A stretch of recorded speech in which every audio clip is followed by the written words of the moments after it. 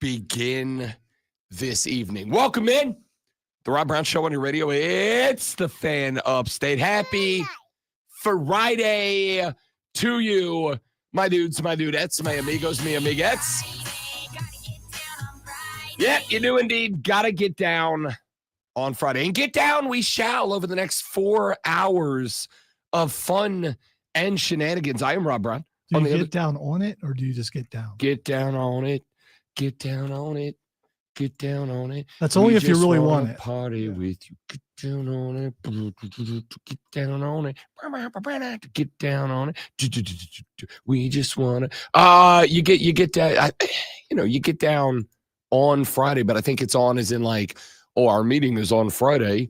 But also like, get down on it. You know what I mean? Sometimes you just got to get down on it. I wonder if there are a lot of people who are already off work. With Christmas being on Wednesday, it's really weird. For all those people, I hope that they are. I hope that they are. I hope that many of you listening this early in the morning are listening because you're just the type of people who like to get up early, but that you don't have to go into work today. Say your name was Cole or something. Like that. Yeah. I mean, that's just throwing that out there.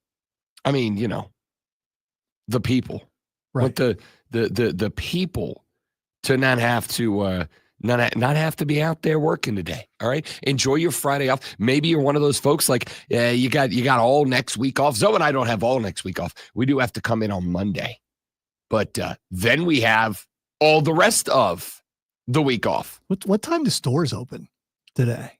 Because I'm guessing you probably don't want to be anywhere. Payday falls today for a lot of people, and you probably don't want to be around places where there's going to be last minute shoppers. I do think, and this is unfortunate for them, I do think the majority of the world is operating today without the same level of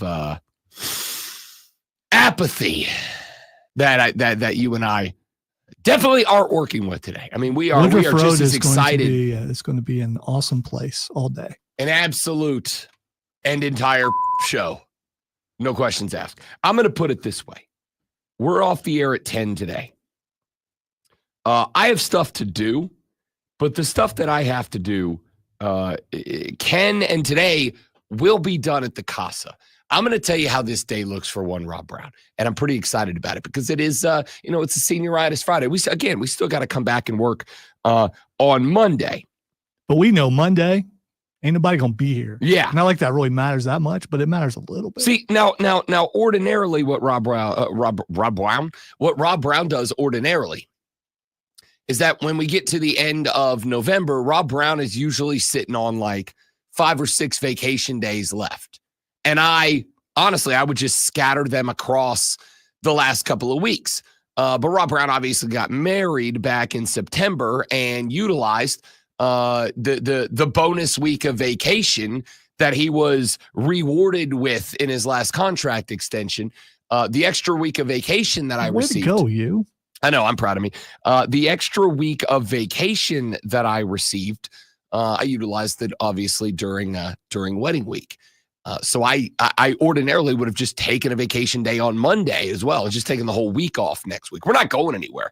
We'll be around. It's upstate family Christmas this year. It was Florida family Thanksgiving. We'll flip it around next year, but no extra vacation day this year to be able to take the full week off. So Lonzo and I making the sacrifice for you, the people, by coming in on Monday and then not coming in on Tuesday or Wednesday or Thursday or Friday. We will be in on the Monday and Tuesday. I will be in. Lonzo will not. He's taking another week of vacation. The only reason why I'm reminding you is because you'll come in Monday and Tuesday and expecting, me, and it won't be me. You will get Rob Brown and someone or no one. I sent you the schedule. Hey, I didn't look at it. I know what my schedule is outside of that. No one does. It does affect you. What am I worried about? It does affect you. I know when I need to be here, so I'll be here. And then, listen, if somebody shows up, great. If nobody shows up, this is why Rob Brown taught himself to be the jack of all trades master. Well, that's the main reason why you need to look, because I'm on my own. Yeah. Well, I don't know that. As King George from Hamilton said, I'm on my own. We're deep referencing today. All right, we're having some fun today. All right. We got a lot of stuff we got to get to on the radio broadcast today. A lot of stuff we're going to talk about. I've got some sound that I want to give you later on in the show. I'm actually going to I'm going to bat lead off with a sound clip that I very, very much love. There's nothing I like more than a coach who just seems like a good time. Nothing I like more than a coach that's just like, that's a dude I'd suit up for. Louisville coach Pat Kelsey. This is basketball. It is still football season, but Louisville coach Pat Kelsey was at a microphone. Any relation to other Kelseys that we know? No, spelled differently. This is SEY, not CE. Louisville coach Pat Kelsey has had the Louisville Cardinal has had a run of games. And Pat Kelsey, they're 6-5. Pat Kelsey's trying to get that team pointed in the right direction. They have had 4 losses in their last 5 games. But in those last 5 games, they played a good Oklahoma team, a top 25 Ole Miss team, a top 10 Duke team. They beat UTEP, and a top 5 Kentucky team on the road. So, it's been a tough 2 or 3 weeks for Louisville. But Louisville has been put through the meat grinder as far as scheduling goes. So Kelsey showed up in front of the mic, and a media member asked him what I think is a very fair question about trying to keep emotion in check, trying to keep the mindset positively when you're not only eating L's, but you have got quite the sketty lined up in front of you. And here is how Pat Kelsey answered that question. Challenging is it emotionally or mentally to get a team ready when you had Duke on Sunday, this big marquee event? You got Kentucky on Saturday, another marquee kind of game, and UTEP plopped right here in the middle. How difficult is that just from an emotional standpoint? I mean, we get a bunch of free sneakers. I wear sweatsuits to work. My kids are healthy. My wife's hot. I got pretty good life. Yeah, that's pretty dope. I respect and appreciate that out of the man. He just out there. Look, I get free sneakers. I get free swag. My kids are healthy. My wife's hot. Life's good. Do you call your shoes sneakers? I am known to utilize the word sneaker. Yes. Okay. All right. I'm known to utilize the word sneaker. It's not my go-to. I say sneaks more than I say sneakers. But as I am a millennial and a child of the 90s, they're kicks. I call them kicks with great regularity. My mom always taught us to call them tennis shoes. So they're tennis shoes. It's very formal, though. Yeah, is it? It's very formal. Mom, can I have my tennis shoes? Hey, Mom, where my kicks at? Right? It's kicks. Again, I grew up in the early hip hop era. Well, they grew up, kicks. in the hollers of Kentucky, so they didn't have shoes. So tennis shoes probably was very formal to them. So no, they're kicks. Always been kicks. I wonder if that's regional. Probably is. I don't know. It's a good question. I have no idea, to tell you the truth. I do not know the answer to that. What I do know is that my man Pat Kelsey is living his best life right now. Dude said, my kids are healthy, my wife's hot, and I get free swag. And for the record, fair enough. Fair enough. I tell people all the time that I try not to overly complain about my life's problems, because in reality, my life's pretty good.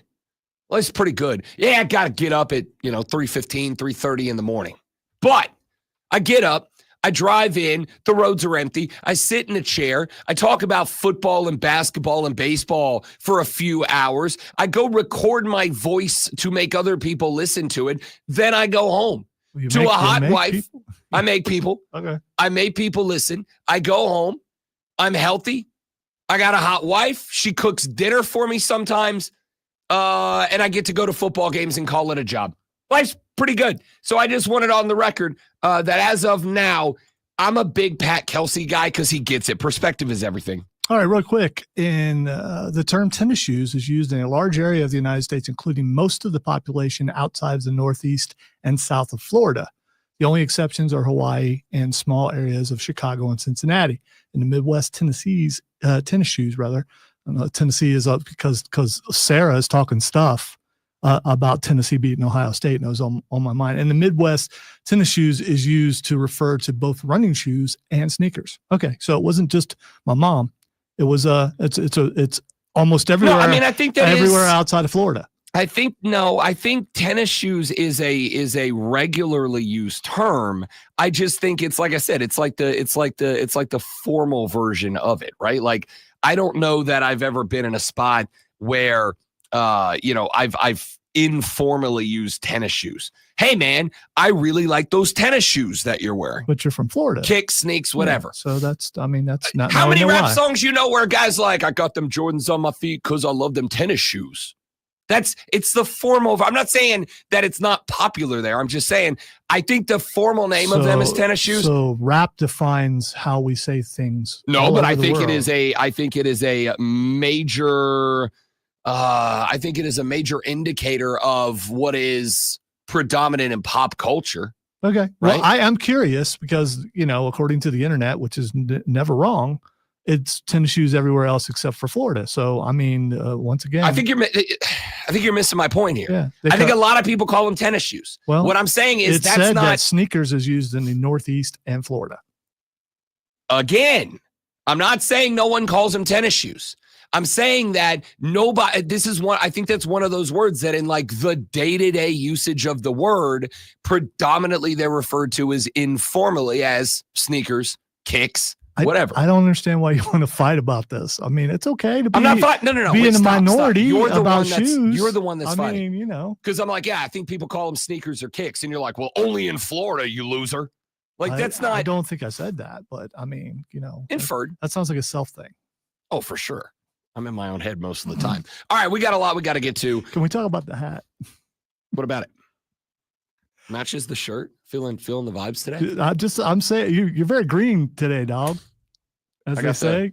I got the hit. Let me can I tell you what happened? So last night was retro night with the Greenville Swamp Rabbits. All right. Oh, you didn't dye your hair or something? No, I did not dye my hair. Okay, all right. I did not dye my hair. Last night was retro night with the Greenville Swamp Rabbits. It was basically celebrating pop culture through the decades, the looks, the music, the entertainment, whatever, throughout the decades.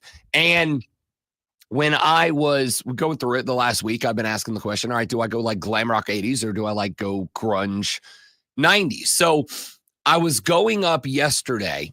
I went after work. I went to the Haywood Mall because I'm like, you know what? I'm just going to walk around. And as I do with most things in my life, I'm just going to make an impulse purchase and let that dictate what I'm going to do next. And I rolled up into the mall and I was looking around, and Vans, who was obviously very big in like the 90s grunge pop culture, there's a Vans store in the mall, and I walked in and they had this really dope sweater / hoodied jacket combo that looks super 90s. And I'm like, that's it, bango. I'm going with the 90s grunge look. So I went with the 90s grunge look, and it ended up being a little more like early 2000s emo than 90s grunge. But I feel like I nailed it up to and including including went with the guy liner and the matching painted rock and roll fingernails on top of that and everything. Absolutely smoked the look. Except here was the problem. The problem was when I rolled in there, I felt real dumb. I'm like, all right, man, like whatever. It's theme night. I don't half-ass a theme night. Let's have some fun. But also, like, this obviously isn't my vibe. Like, obviously isn't my vibe. Are you sure? And then a lot of, we'll say, people in the arena were like, dude, that kind of looks real good on you. I got ready. And I was leaving the house. Now, I will keep it a buck. I did not get fully ready before I left the house, right? I did not come out and show the wife the guy liner and the fingernail paint. Because, again, she's fine. She doesn't really care. But it was kind of like, I got a couple of stops I got to make before I got to get to the arena. You didn't want to get made fun of by her. No, I don't care about it. Because, again, like I will say, like she makes fun of me for everything in my life.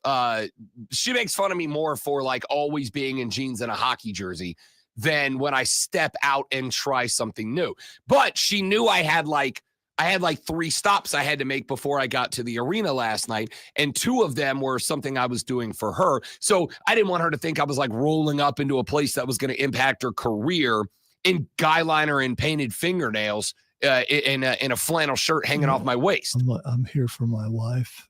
She needs me to pick something Correct. up, bro. Yes, correct. So I left, and when I came out of the back room, because I went with the rolled up jeans over the boots and everything, right?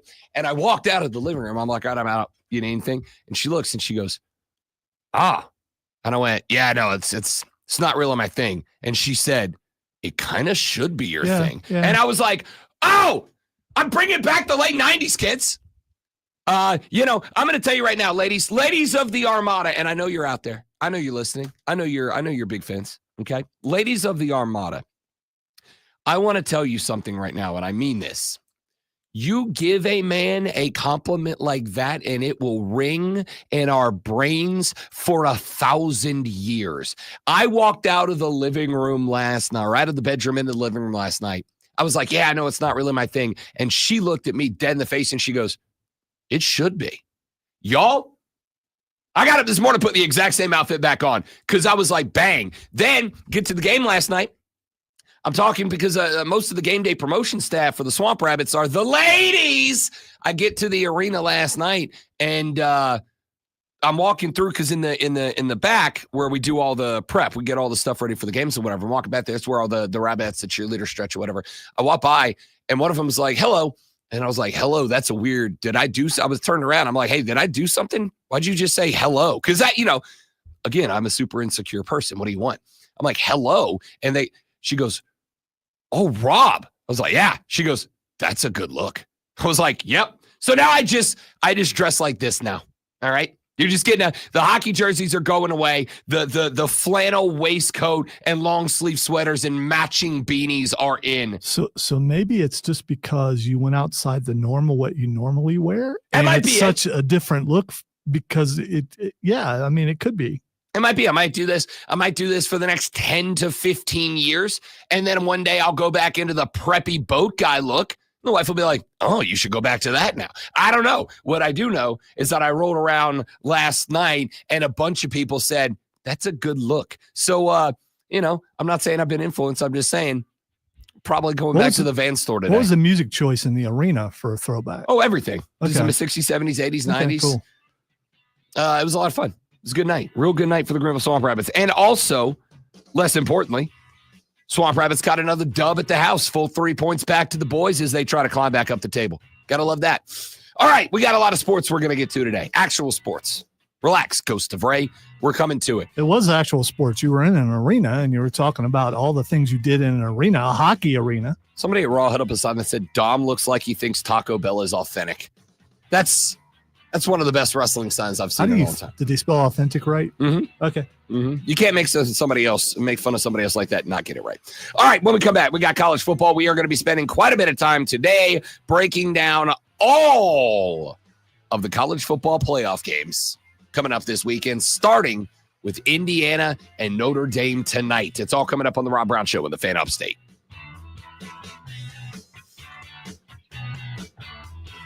All right, Matt Crafter, what is it? Formal version of sneakers. Tennis shoes. Tennis shoes is the formal version.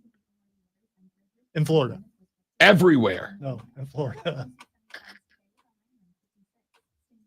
And I'm also going to go ahead and say, Ohio guy is the one guy who can't make fun of Florida guy. Yeah, I can. It's making fun of my people. Okay, can but should. Why? You're just the Ohio of the South. Right. You're just the Florida of Right. the North. I'm making fun of my people. That was part of the joke.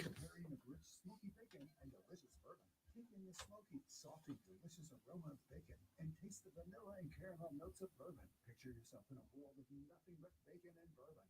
Imagine rounds of bacon, rivers of bourbon, and flavors to delight your taste buds. That world exists. Oh, fine enough. The fifth annual Bourbon and Bacon Fest is back. Carolinas. And welcome back. Mill in downtown Greenville. Friday, January 17th. Incredible distilleries from all over the country will pour dozens and dozens of bourbons you know and love, while ticket holders taste quirky treats from incredible local restaurants. VIP, general admission, and designated driver tickets are on sale now. Bourbon and Bacon Fest, Vintage Carolina Adaptive Golf, serving veterans and individuals recovering from physical or mental trauma. Bourbon and Bacon Fest, Friday, January 17th at the Foundry. Get tickets now by texting BACON to 72341 or visit bourbonandbaconfest.com. Test and date may apply. Do you know the most important factor in your company's success? It's your people. They're the heart of your business. So how do you harness this potential? Insperity can help, from recruiting and onboarding to employee development and retention. We'll help you build a stronger, more resilient organization. See the difference the right approach to human resources can make, because how you HR matters. Find out more at insperity.com/HR matters. Welcome to Staples. Help! My family's in for the holidays and I need gift ideas. That's why we're here. Staples has amazing deals on everything you need. Photo gifts, laptops, and gaming systems. Even custom holiday cards and shipping solutions to send gifts to the family that can't make it. Perfect! Have anything for Uncle Frank? I love him, but the guy is never quiet. Noise canceling headphones. For you. You get it. Unwrap huge holiday savings at Staples. And right now at Staples, save up to $350 on select computers. Ends 12/28, in-store only. Celebrate the magic of the season with last-minute deals at Target. With up to 50% off toys and video games, you'll save so much while you finish your list. Plus, you'll find incredible deals on clothing, beauty, small appliances, floor care, and so much more. And there are even more ways to save when you join Target. I apologize for turning sideways during breaks a little bit. I'm going to, I'm trying to insert a minute of silence in about 20 files to save myself time when I get off the show. Literally, that's what I'm doing.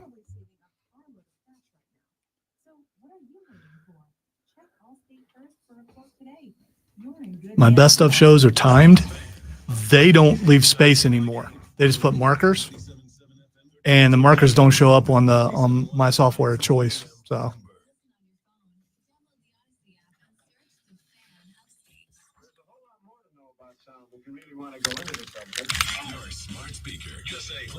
and I can't get it caught up because I'm too stinking popular.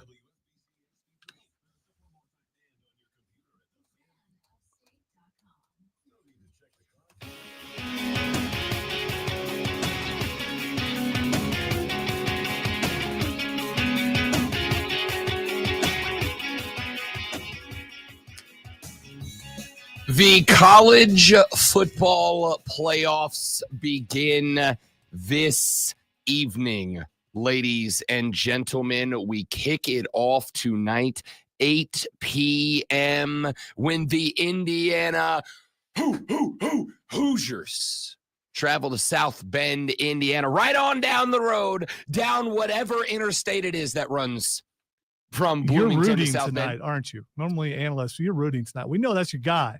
Your boy's up there coaching.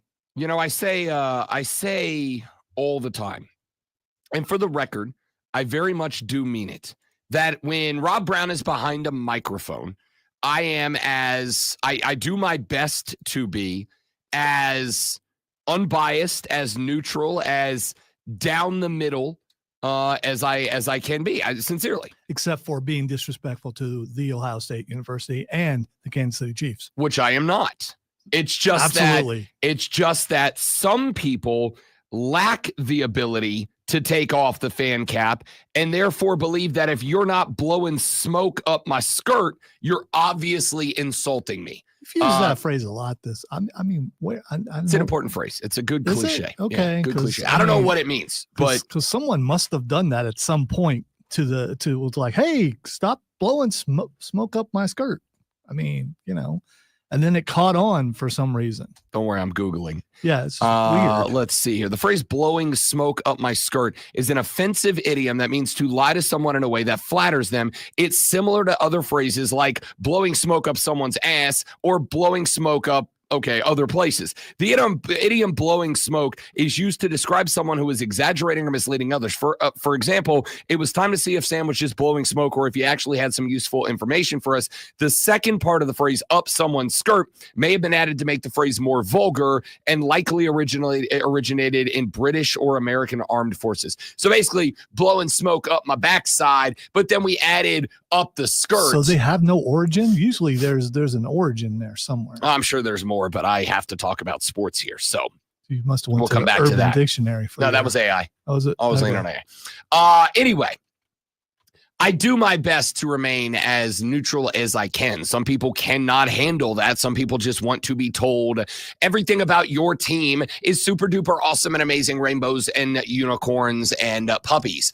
That is why there are, not naming anywhere in particular, but like stations that are just entirely propaganda stations of a team that never get into the tough conversations. I do. Sometimes I'm going to tell you, Clemson, you're going to get hammered by Texas this weekend. Okay? Is that what you're saying? Yeah, I did a lot on this game yesterday. A lot on this game.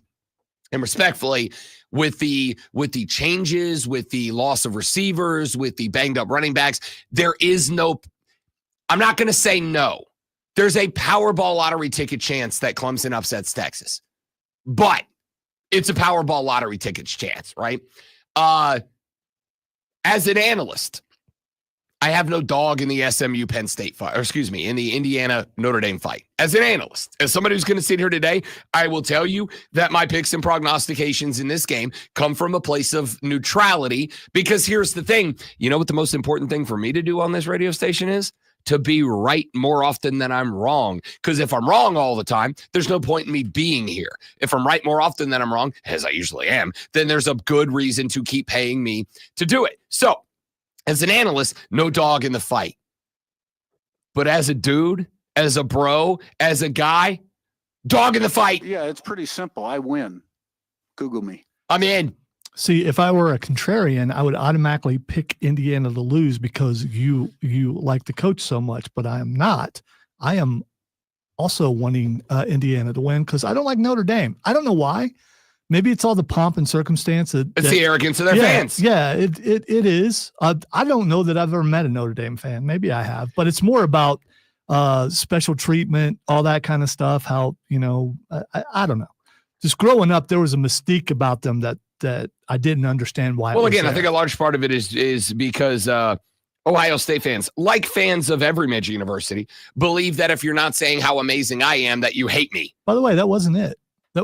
I've always thought that they've been overrated. They get this, they're back, but they're independent and they're not in a conference, and that bothers me because they can pick and choose who they play. And do they play gimmies all the time? No, they play some pretty good games. I was going to say, I think one thing you got to give credit to Notre Dame for is they don't schedule a bunch of MEAC cupcakes and claim that they're as good as everybody. They usually put a pretty good little schedule together. They have their share of those, but no, I agree. But there have been years where they haven't played anybody at all and still got ranked. Yeah, and but that bothers me. Those years, Manti Te'o and the Notre Dame Irish get beat by Alabama by 100. Right? Like I don't know. I don't have the what's the word I'm looking for here? Grudge against Notre Dame. See, I don't hate them. If I have to pick someone going up against Notre Dame and it's not a team that I normally root for, I'm going to pick that team to beat them. I mean, in fairness, I'm pulling for Curt Cignetti just to straight up win a natty this year. All right. I think Curt Cignetti winning Coach of the Year and then winning a natty would go down to be one of the funniest things that's ever happened. Unlikely, but still possible. Yeah, it's pretty simple. I win. Google me. We'll find out. I mean, he's beat everybody but Ohio State. So we'll see what he does against Notre Dame. That being said, this line has been stuck at an even 7 since the announcement of Notre Dame taking on Indiana in round number 1. The Irish opened at 8.5-point favorites. It got bet down to the flat tutty immediately, but it has hung out there for about a week now. The over-under in this game is currently sitting at 51.5 in this one. I think this is I think this is an interesting game. I am going to say I'm picking Notre Dame, not just for the win. I'm picking Notre Dame for the cover. All right. Now, again, I am rooting for Indiana as a dude, not on air, Rob, off air, Rob. Guy who's going to be parked in front of the 75-inch tonight, getting really jacked up about a little college football playoffs. I'm pretty gassed. Pulling for Indiana. But as a dude behind the microphone, yeah, I think Notre Dame wins and covers in this one easy. Okay. Now, there is a path for an upset here for the Irish. There's good news, there's bad news. The bad news is that this game is going to be played in 27-degree weather with a cold index of 24. There is a possibility of snow. There's a possibility of snow, but it is a very minor possibility tonight. Kickoff at 8 p.m. in South Bend, Indiana, slated to be 27, with a real feel of 15 degrees. And there is a 30% chance of precipitation. So not a big chance of snow, about a third, about a 30% chance. If it snows, it's enough to make it pretty. If there's flurries, you can't really see them on the camera though, but still. If it snows, I actually think that's to the betterment of Indiana. I think Indiana benefits in the weather here, and here's why. Kevin O'Rourke's a pretty good quarterback, 2,800 plus yards, 27 touchdowns, 4 interceptions. To compare that, he has roughly 800 more yards than Riley Leonard does. He has 11 more touchdowns and 1 fewer interception. Riley Leonard, 16 tutties, 5 picks on the year. Where I find this interesting is that, and obviously I think it does have to be pointed out. I asked Ryan Horvat of BetMGM tonight. He's a big Notre Dame guy. And he was when I was on their show on Tuesday. He was talking about, Indiana ain't played nobody, Paul. And I get it because he's not wrong. Indiana played one good team this year. It was Ohio State, and Ohio State beat the brakes off of them in a game that was not as close as the final score indicated, because late in that game, Curt Cignetti and his Hoosiers did not press the issue and try to get back into this game. They started running the ball just to get rid of the clock, right? They started running the ball just to get the clock down so they could get the hell up out of Columbus and stop getting waxed by the Buckeyes, which, okay, fine. I get it, right? Like, you're in the hunt for a playoff. You have got to, in that spot, you have got to try to make a, not just who you lose to, but how you lose to them argument. It is important to try to keep that score close. Outside of that, Indiana ain't played nobody, Paul. But here's the thing. Notre Dame played Texas A&M, but it was in week 1. And all due respect to the win over Texas A&M, a ranked win in week 1, to me, son of a... Wow. Merry Christmas to me. 3-2, just like that. Woof. Oh, no. Is it 4-2? Or is it? It's no, it was 2-2 yesterday. No. And Mario, you messed up during Mario. What did I mess up during Mario?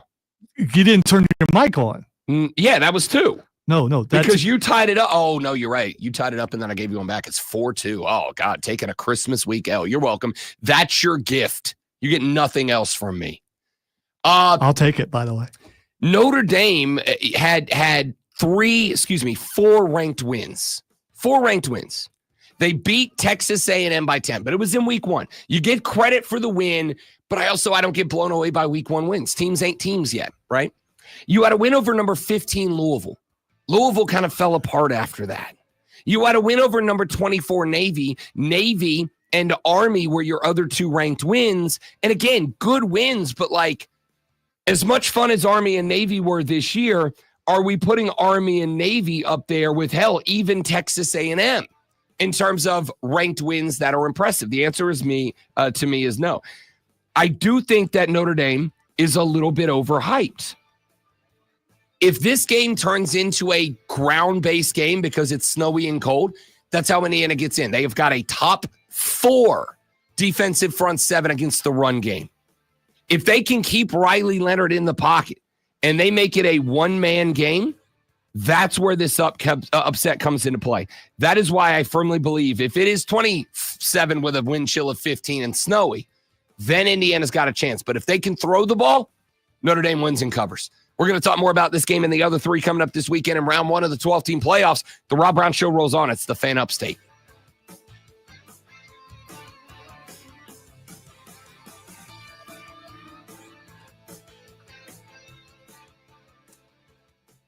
Yes, Matt Crafter, it is a focus issue with this webcam. The problem is that it is, as it is a webcam, it is designed to be closer like this, right?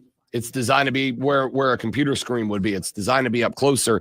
And so the focus angle of the webcam, when I'm back here, is like right here. And so basically it's just it's just one big background. And so I think what it ends up doing is it starts to dial in on this back here because it's vibrant, colorful, and moving. So yes, it is a focus issue with the webcam. At some point, I'm going to have to get a better webcam. And it's a good webcam, but again, if you're up close to it, I got to get a better webcam. Roadmaster says SC got BS'd out of the playoffs. No, you didn't. You got 3 lost out of the playoffs. And again, I was pulling for you to get in. I was pulling for Clemson and South Carolina both to get in. I think it would have been incredible, and it would have been better and made me more money, which is the most neutral position I can take. Listen, you want to say you got BS'd, Roadmaster?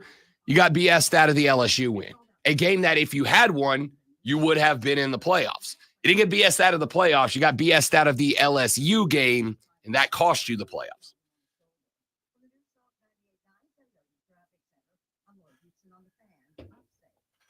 Hey everyone, it's Ted from Consumer Cellular, the guy in the orange sweater, and this is your wake-up call.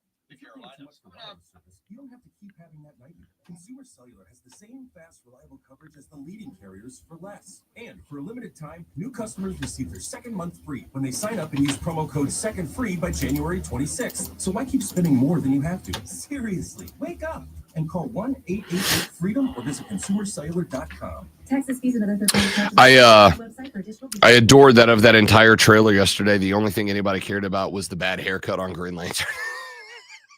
That's on purpose. Oh, I know. It's still hilarious. The dog, though. That was Crypto. Crypto. I'm pretty excited. We got crypto. Yeah. And a good crypto. No, I was going to say a different looking Yeah. crypto. I didn't expect them to look like that. And I was like, oh, that's cool. Superman finally got his very good boy. But who whipped his butt? That's the question. I know. Who knocked him out of the sky and bloodied him? Without hearing Lois Lane, I like her look. I do too. It's I will give them this, which I didn't know if I expected it or not.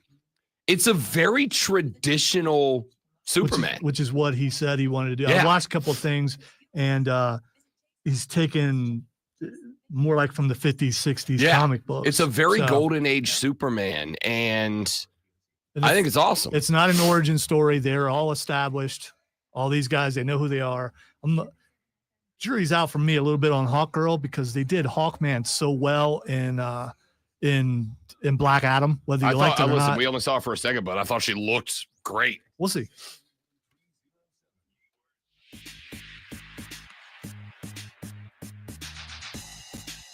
Yeah, I'm going to keep it a buck with you. I know what we're doing today, which is spending a lot of time on the 4 games in round 1 of the college football playoffs, as obviously we get those started this evening with Indiana and Notre Dame. We obviously have a trio of games lined up tomorrow. We open it up with Penn State hosting SMU. We then head out to Austin, Texas, where the Clemson Tigers will take on the Texas Longhorns at 4 p.m. And then we wrap it all up in an 8:00 game when the Buckeyes of Ohio State University welcome the Tennessee Volunteers. Text line is 71307. Start your text with FAN.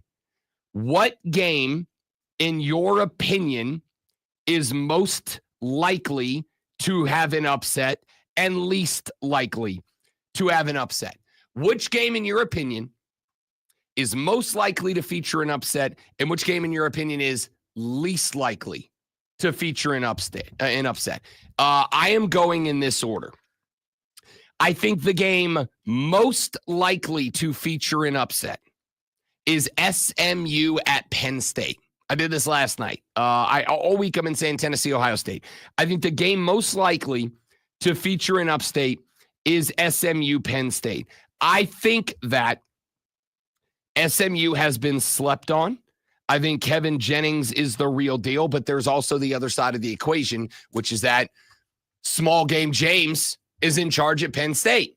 And I know that the narrative has traditionally been, James Franklin can't beat Michigan. He can't beat Ohio State. And that's fair. But here's the thing.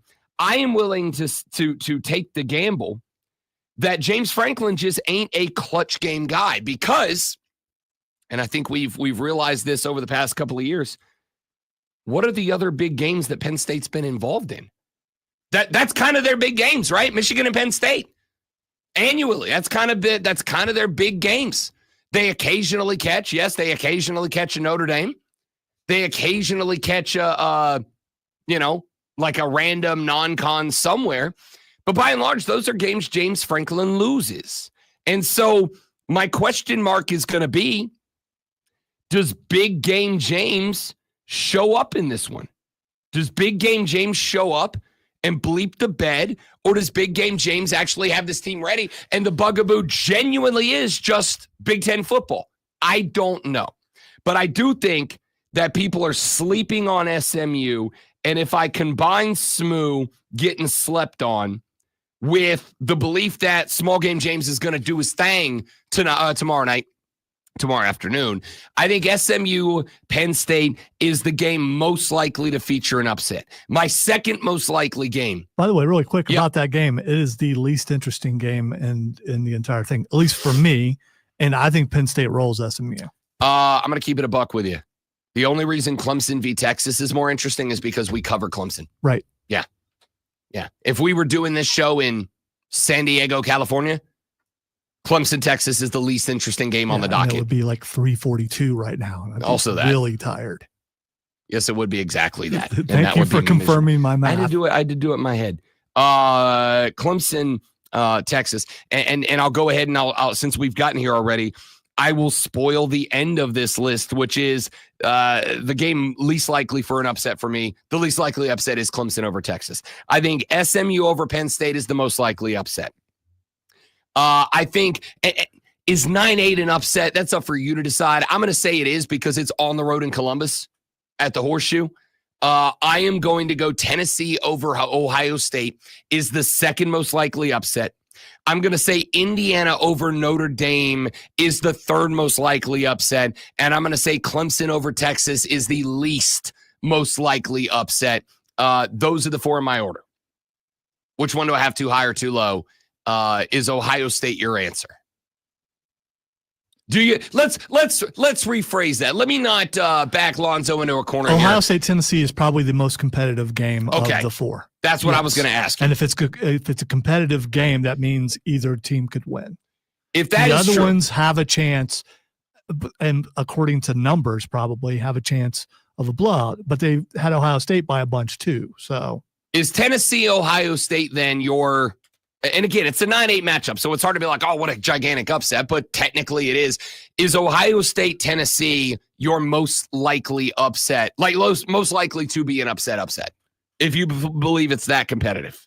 No, I still think Clemson's going to compete against Texas. I think people are going to be surprised. Ohio State, this is the Ryan Day game. If he loses this game, he's gone. So on Tuesday night, I was on BetMGM tonight with Brad Evans and Ryan Horvat, and we were having this conversation. And we were talking about kind of most likely, least likely upsets out of round one. And Ryan Horvat said the same thing. He's like, Ryan Day's coaching for his job here, right? If he loses to Michigan and then he gets bounced in round one, especially if Tennessee comes up there and like puts it on the Buckeyes, this is a Ryan Day game. And my response to him is the same one I'm going to give to you right here, Lonzo.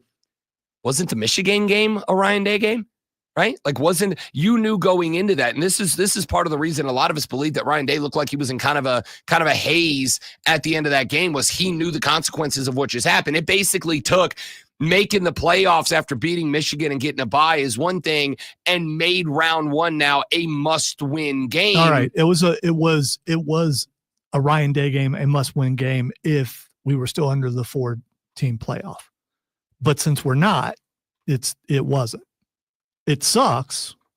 They should not have lost to Michigan, but they did. So I agree. This is a must-win game because you lost the must-win game against Michigan, right? Yes. Okay. Yes. So if this is a must-win game because you lost the must-win game against Michigan, it means the Michigan game was a must-win game. So can I trust Ryan Day in this spot now? Because a guy he's not the one that the trust is about. It's Will Howard and Chip Kelly. Yeah. And here's the thing. I mean, rematch on the horizon. The one that you should have got if you beat Michigan, you still got a shot at that. The rematch against Oregon. All you got to do is get past Tennessee, and then we see that rematch. And by the way, you see that rematch in a neutral site, which I think is massively important. Although I will tell you this, I think the Ducks fans are going to travel very well. We'll find out. The Ducks fans are absolutely electric right now. You think silver-faced Buckeye dude's not going to be there? I mean, I do. So, I do. See, but I'm guys like that, how do they have money to go here's everywhere? the thing. Again, I know we've talked about it, and we've kind of been like haha lulling about it a little bit. It's $100 to get into your game. Tennessee fans are eating your tickets for lunch right now. I'm not talking about the home game. I'm talking about bowl games and stuff like that, and traveling to away games. And I'm not even talking about the price of the ticket. I'm talking about the price of the flight or gas to get there and staying somewhere. Well, I'll tell you how they're doing it, Lonzo. They didn't take jobs in radio. Is how they're doing it. That might be the key. It's a big factor in that equation. Although some radio guys get flown there and get sent to places. Yeah, but those guys are working. Yeah. I want to show up and knock back about 15 Budweisers, especially if it's going to be 22 damn degrees at kickoff. That's funny because you're saying that all people in media whilst in the booth are completely sober. I can tell you this as somebody who's in there. Most of them are, and here's why. You get caught doing that, you're never coming back. And if you're covering a team that you cover, you lose your job. Like you're jobless at that point. Some of them dudes drink so much that you can't tell that they're drinking. So they're probably drinking while they're up there. I'm just saying they ain't everybody sober. Your vendetta it's not. impressive. It's not. You said they were sober, and I'm correct. Saying, And then I'm you're like, saying no. Actually, Rob, they're all drunks. They're just so good at being drunk. You can't tell they're drunk. I did not say that. That's what you just said. I said drinking. I didn't say drunk. You did. You can have a couple and not be drunk. What I'm saying is they're not sober. I don't know how many it takes for someone to get drunk, because it varies according to body weight and all that kind of stuff. And some people are built different. Some people are Irish, and you can't tell if they've been drinking a while or not. People don't drink in press boxes. All right. I'm not going to say nobody does it, but it's not a majority. By the way, I didn't say in press box. They had a few before they got there. Let's stay dialed in on this game, on this set of games from week one. You call it senioritis. And you know, it is. It is. Yeah. Most likely upset to me is SMU over Penn State. Second most likely is Tennessee over Ohio State. Third most likely is Indiana over Notre Dame. Least likely upset in the first round to me is Clemson, Texas. And by the way, that is not how the Vegas lines are shaped up. I'm not going chalk with this. My most likely upset, SMU over Penn State, is a minus the 8.5 point upset. My second most likely is 7.5. My third is -7. And my last is the chalk, which is -12 for Clemson. So I want your text 71307. What are the most and least likely upsets in round number one?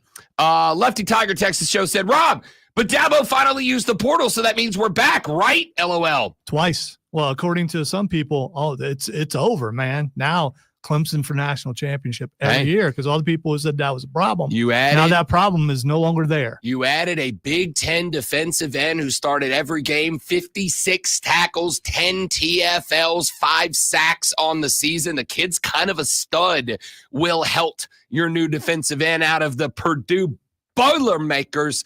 I'm actually let's be real. You got your ass kicked in the run game this year. You just added an edge setter. That's a huge pickup. Third best defensive end in the portal, according to ESPN. We're going to come to that here in just a little while. Texter said, Rob, the fact that no one is picking Clemson is all the fuel Dabo needs. Crank up the Roy bus. Uh-oh, are we bringing the Roy bus back? Is little old Clemson running it back on the Roy bus? Here's the thing. They've been riding that bus for the last couple of years. If I was to get into a one-on-one basketball game with Nikola Jokic and then try to use the fact that no one would pick me to beat Jokic as my fuel to beat Jokic, do you know what's going to happen? I'm losing 21 to -8. Wow, you're saying that's the difference, you and Jokic and Texas and What Clemson? I'm saying Dude, is that sometimes that's harsh. What I'm saying is that sometimes you just ain't got the dogs. Sometimes you just ain't got the talent. Clemson's a team with a ton of talent. I'm not arguing. Texas is a team with a ton of talent. So you don't think that Cade Klubnik, who finally found himself and found something, cannot shine and on the biggest stage he's ever been on? I think he could if he had his full slate of wide receivers. I think if he didn't have guys banged up, I think if Maffa was 100%, I think if Stiletto hadn't left, I think if the Clemson roster that was rostered and as healthy as it was in week 1 was showing up, I'd feel a hell of a lot better. But you are down multiple wide receivers. Both of your running backs are banged up. Your offensive line's played better. Cade's played better, but the weapons aren't there, man. Anybody opt out for Texas yet? Not that I'm aware of. Okay. That's not a no. No one of impact that I am aware of has opted out. And again, you can point out that the two guys at the wide receiver room that opted out for Clemson, Noble and Stellato, the two guys that opted out aren't big-time players. But here's the thing. It's about depth at this point. You basically got two guys running routes and a couple of banged-up RBs as your emergency spot. So what do you do there? What do you do? Time for Brendan Stool. For to sure. Shine. I mean, we've seen Kansas City do it without receivers. You roll out 3 tight ends if you got them. We putting Klubnik as the Mahomes of college football, though. I ain't there. He will be if he beats Texas. I ain't there yet, pal. Listen, if he beats Texas and Clemson wins this game, even though it ain't a natty, I'd go ahead and put a big old Cade Klubnik mural right there on the side of damn Memorial Stadium. But it's the least likely upset. Texter says if Clemson wins this game, college football owes Dabo a huge apology. I don't know if apology is the word, but I would damn sure say I'm a lot more likely to say that, you know what, maybe the philosophy of Dabo Swinney isn't quite the disaster that a lot of us predicted it was going to be. I think there would be a whole lot of conversation about maybe Dabo wasn't wrong. Now, I will say this, Texter. I will say this. He has picked up 2 guys in the portal over the last 4 days. So I don't know, man. Like, does he see the writing on the wall, right? Because this is, and again, I know Dabo's the whole time said off, if the right guy's in there, right guy, right fit, right time, we'll go get him. He's gotten 2 guys. These guys must be very special, Rob. We'll find out. Texter said, Rob, the Big Ten is overrated. I don't know, man. I think the top of the Big Ten, as I pointed out, I think the Oregon Ducks are very good. I think the Ohio State Buckeyes are very good. I'm interested to see what the Indiana Hoosiers bring to the table. The Big Ten is very top heavy. I'm not Big Ten conference guy, but if you want to look at the numbers, you would be wrong because who has the most teams in this playoff? Right, very top heavy. I've been saying that all year, and that's not a bad thing. They're just overrated. Yeah, okay. I think what a lot of people do to kind of go to the other side of that equation, I think what a lot of people do is they look at the conference as a whole because the bottom half of the conference, yes, it's bad. It's bad. There's no argument there. It's a bad conference at the bottom half. Conference is bad. No, South. I wouldn't argue that. If I put the SEC, if we matched up teams 1 through 16 in both conferences, the SEC's winning the majority of those games. But here's the thing. Because the conference at large is overrated, which I agree, you better not sleep on those top 2 teams because the Buckeyes and the Ducks are good. Texter said, most likely upset is Tennessee. Most likely is not Clemson. Texter said, most likely upset is SMU over Penn State. And least likely is Texas Clemson. So far in the text line right now, even in upstate South Carolina, right now, the Rob Brown Armada, that is answering so far. You can send in your text, 71307. Start your text with FAN. Right now, the votes are coming in that the most likely upset is indeed what I said. I thought it's going to be SMU over Penn State. And the least likely upset is Clemson over Texas. So even here in the stomping grounds, not a ton of belief that the Clemson Tigers are going to go on the road and pull the upset over the Texas Longhorns. Not as many Clemson folks up this early, though. Or and let's keep it a buck. I am aware. Daddy ain't no fool. There's a Clemson propaganda station right here in the market. I'm sure a lot of people who are of the opinion that Clemson's going to go out to Austin and beat up Steve Sarkisian's boys by 50. They're all listening to everyone on the other channel tell them how amazing they are, how great they are, how Dabo's the perfect coach and has never made a mistake. If you are the type of person who wants everything's amazing, we're not your channel. Well, this ain't your show. I ain't your host. But if you want unbiased, down the middle, neutral takes on it, you're here listening, and then I don't think it's that big of a shock to you. You know what is going to be shocking? How, I was going to say how turned on you are, but then I realized that that's a weird way to phrase that. How Lonzo's going to do a real good sports flash now. By the way, I'm your Huckleberry. I'm on the side that Clemson could be very, very well be the one to upset them. The road to the playoffs got a little more rocky for the team from the Mile High City. Right there, Rocky Mountains. What? Oh, okay. He's all excited. The Chargers, knocked off the Broncos last night, 34-27. I will get him back in a game that included the first fair catch free kick for points in 48 years. Saw that live. That was awesome. Chargers quarterback Justin Herbert threw for 284 yards and 2 touchdowns. And Denver rookie quarterback Bo Nix posted 263 and a pair of touchdowns in the loss. Much better than what people thought. Reports out of Georgia say that preparations are being made for a playoff run without quarterback Carson Beck. Backup Gunnar Stockton is expected to make his first start in the Sugar Bowl on January 1st. Tune in tomorrow, 2:30 as Furman Paladins take on the Harvard Crimson. Furman versus Harvard right here on your home for Furman Paladins basketball. Fan upstate.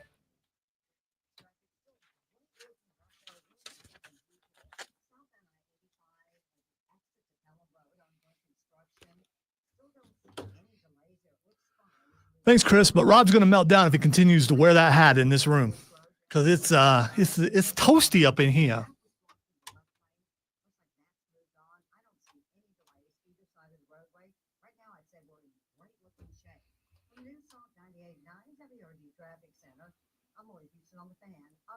Are you going to start the new year dealing with the same old joint pain, not being able to do what you love to do because of your knees or your hips? Well, you don't have to. Take action now to get the pain relief you deserve in 2025. Say goodbye to shoulder and back pain with QC. Do wonder, what does emo Rob do when he's out of the room? Leans and broods. That's what I'm going to go with. Leans and broods.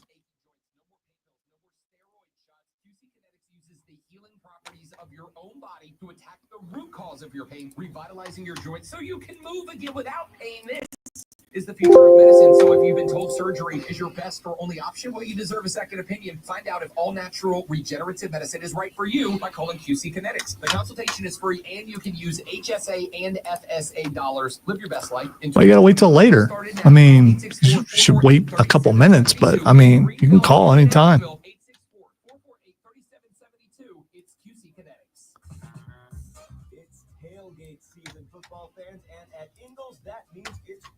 Season. I mean, the grill is basically shaped like a stadium, a meat stadium. Those grill grates, kind of like yard markers. The sizzle of those delicious steaks, burgers, and dogs. The roar of the crowd. So, who's hungry for some good old-fashioned tailgate food and a hometown victory? I know I am. Ingles, low prices, love the savings. Open enrollment is going Carolina, on now, but not for long. Don't risk going uninsured in 2025. South Carolina Blue is here for you. Visit scbluehereforyou.com. How goes the brooding? Appointment at the South Carolina Blue. I wasn't brooding. Well, emo Rob would go out of the room and would like. No, this isn't emo. with Even lean- last night was emo Rob. Okay, all right. Tonight's hipster Rob. The only difference is, well, that's every day, but the only difference is you don't have that lock coming down, the hair lock. And I didn't put the From guy now on, liner we on call it this the morning. Mario lock. I didn't put the guy liner. No, it's the Mario curl. Meant to ask him if he got permed, or was that curl natural? I bet it was a perm. Rob looks like he chain smokes cigs to Jane's Addiction songs. That's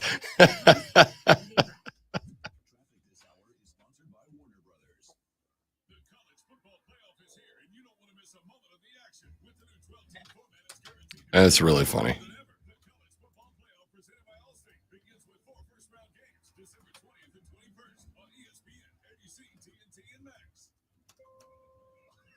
The county just requested more electric charging stations. Orders have really amped up at Able Electric. We need 3 more at First in Maine, and we just got another hotel chain. It's no shock. Able Electric needs able electricians. Grocery store wants charging stations too. And fast. I need Indeed. Indeed you do. Put our matching platform to work so you can spend less time searching and more So I have 8 of those to prepare to help me for later. I've done 3. It's how long it takes and how much time I'm saving myself for later. I'd like to get up out of here. I don't know if that's going to happen though.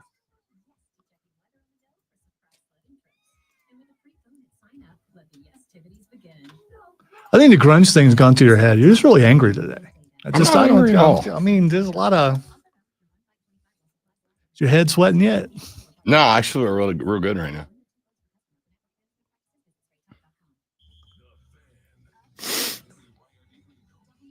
Lights, first break.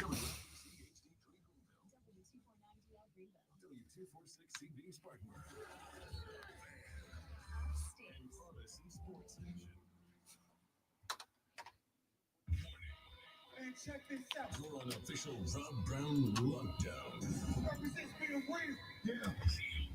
Unfiltered sports talk. Manufactured locally for the Carolinas. Lockdown. This is the Rob Brown Show. Yeah. Rob only. The fan upstate. Yeah. Welcome back, ladies and gentlemen. Hour number 2 of the Rob Brown Show starts now. It is the fan upstate. What's happening, y'all? Happy Friday. Got to get down on Friday. Everybody's working for the weekend and most of the week off next week. Cannot wait to get there. I hope that you are just having an absolutely fantastic week. I hope that your Friday, if you are one of those people that has to do a work today, I hope that it goes smoothly and most importantly, very quickly. Joe Burrow, I enjoy giving gifts at Christmas time. It's one of my things. It's not just giving the gift, Lonzo. I enjoy nailing a gift. I enjoy hitting somebody with a gift that they go, oh, this is awesome. It's my favorite thing about Christmas, man. Like when you say, I know you, I thought about you, and here's a wonderful gift. Joe Burrow nailed the gift. Now there's some quarterbacks that are out there that are, gifting their offensive linemen, Toyota trucks and stuff like that. And that's fine. Like every dude would take a truck, right? Well, I mean, you need to mention that was the majority of someone's salary who did that. So listen, I'm guessing he probably got a little discount buying that many. I'm sure my dude caught a little discount. Joe Burrow stuck the gift-giving landing. According to Paul Denner Jr., who covers the NFL for The Athletic, Joe Burrow gifted his offensive lineman a group of artisan-made, authentic Japanese katanas. They are all unique. Each sword comes with its own story from certain towns or battles. He put them all in a room and allowed the offensive lineman to pick out the one that best represented them. Left tackle Orlando Brown, who is still in the NFL, I just learned today, said, quote, Joe does a great job at buying gifts that are extremely meaningful. The fact that he bought me a sword, it's the most ancient form of respect. Way to go, Joey B. He said, I'm going to get myself. Now, I will say this. If I'm an offensive lineman, I'm probably like, I'd have taken one of them Batmobiles, though. You know what I mean? Like, cool sword, bro. I'm hanging it on the wall right over the mantle. But, Joey B, I'd have taken one of those Batmobiles you bought for sure. I don't know. Sword's pretty cool. It is pretty cool. I mean, who doesn't want a like katana? If you've watched any Kung Fu movie or Ninja Turtles, you want a katana. As the owner of, 5 swords. I have a broadsword. I have a claymore. I have a rapier. I have, maybe I only have 3 now. I lost a couple when I moved. I'm guessing a machete doesn't count as a sword, but I do have this sword. That's the sword. Is that the sword? I feel like that's the sword. It also, if you push a button, it puts the Thundercat symbol up on the I'm mad wall. about that. It's really cool. I get it. And I got to tell you, good on Joy B. Props on Joy B. That's a pretty dope gift. Pretty dope gift. All right, it is 7:00 in the morning. You are on your way to work, or perhaps if you're one of the lucky few, you're not.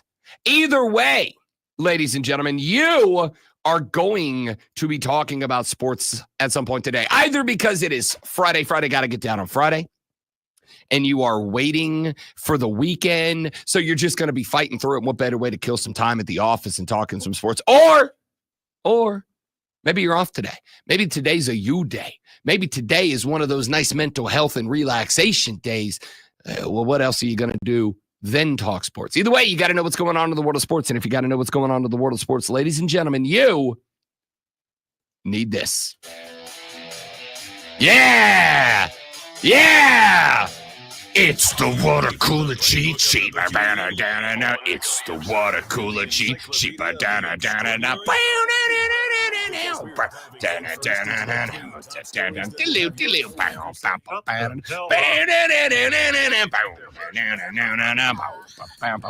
cooler. It's the water cooler cheat sheet. Yeah. So I pushed the wrong button. I would say fire me, but I don't want that to happen. You know, it's Christmas. I don't want. I mean, at least wait till we get back. It's Christmas time. You can't do that. Can't do that. Water cooler cheat sheet, top 3 sports stories that you need to know before you get to the office today. Yeah. Item number 1. Little Thursday night football action last night, 27-34. Your final as the Los Angeles Chargers improve to 9-6 with a win over the Denver Broncos last night. It bumps the Chargers into a pretty good playoff position. The Broncos are still in a decent spot, though it may have gotten just a little bit more difficult out there in the AFC West as these two teams are now tied, but the Chargers do hold the tiebreaker. Here's why it is interesting. The Steelers are going to win likely, though not definitely. We'll find out. The AFC North, if they don't, it'll be because the Ravens, who are a game back, sneak up and steal it from them. Those two teams 10-4, 9-5, respectively. The Bills have already won the AFC East. They are in a competition with the Kansas City Chiefs for the 1 seed. The Chiefs are up 2 games, but the Bills have the tiebreaker, meaning if Kansas City drops 2 of the last 3 and Buffalo wins out, they would end up getting the 1 seed. It's likely going to Kansas City, though it is not over. The wild card spots, though, this is where it's interesting. Nobody out of the East is going to get a wild card spot. The Ravens out of the West or the Steelers, one of those two teams likely will.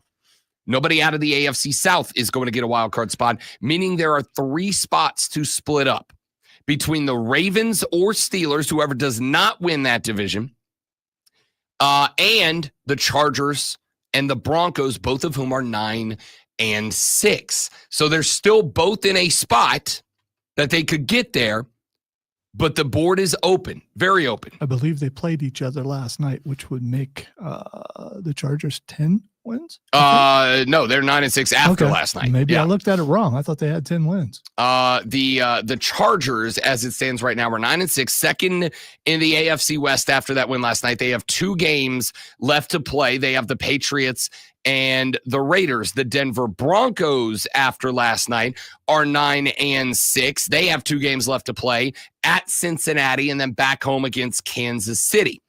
Again, there are effectively in the AFC 3 wild card teams right now. The loser of the race between the Steelers and the Ravens for the AFC North, the Chargers and the Broncos. Now, there is a way, although it's unlikely, it would require the Broncos to lose out or the Chargers to lose out, and it would require the Colts to win out or the Bengals to win out or the Dolphins to win out. If any of those teams take an L this weekend, one of those spots is going to one of the teams with 9 wins. So we'll keep an eye on that for you. But there was a little bit more to that game because last night we had a little bit of history getting made. 8 of 9 from 50 plus. Let's go. Put it through. So J.K. Scott's going to hold it. And this would make it 21-13 at the half if it's good. I mean, he takes all the time in the world. This is like warm-ups. Meanwhile, Marvin Mims is all the way back in case it's short, and he wants to run it back. So Dicker, 3 years now, solving Charger kicking woes for several years prior to that. Can he bang it through? On its way, it is. Yep. Made history tonight. Yes.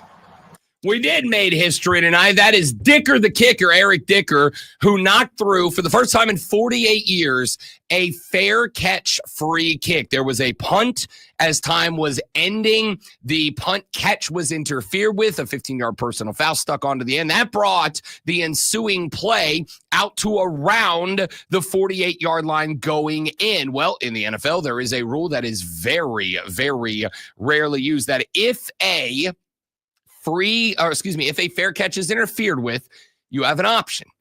You can actually kick from that spot a free kick, meaning you can put it on the tee and hold it just like a regular kickoff.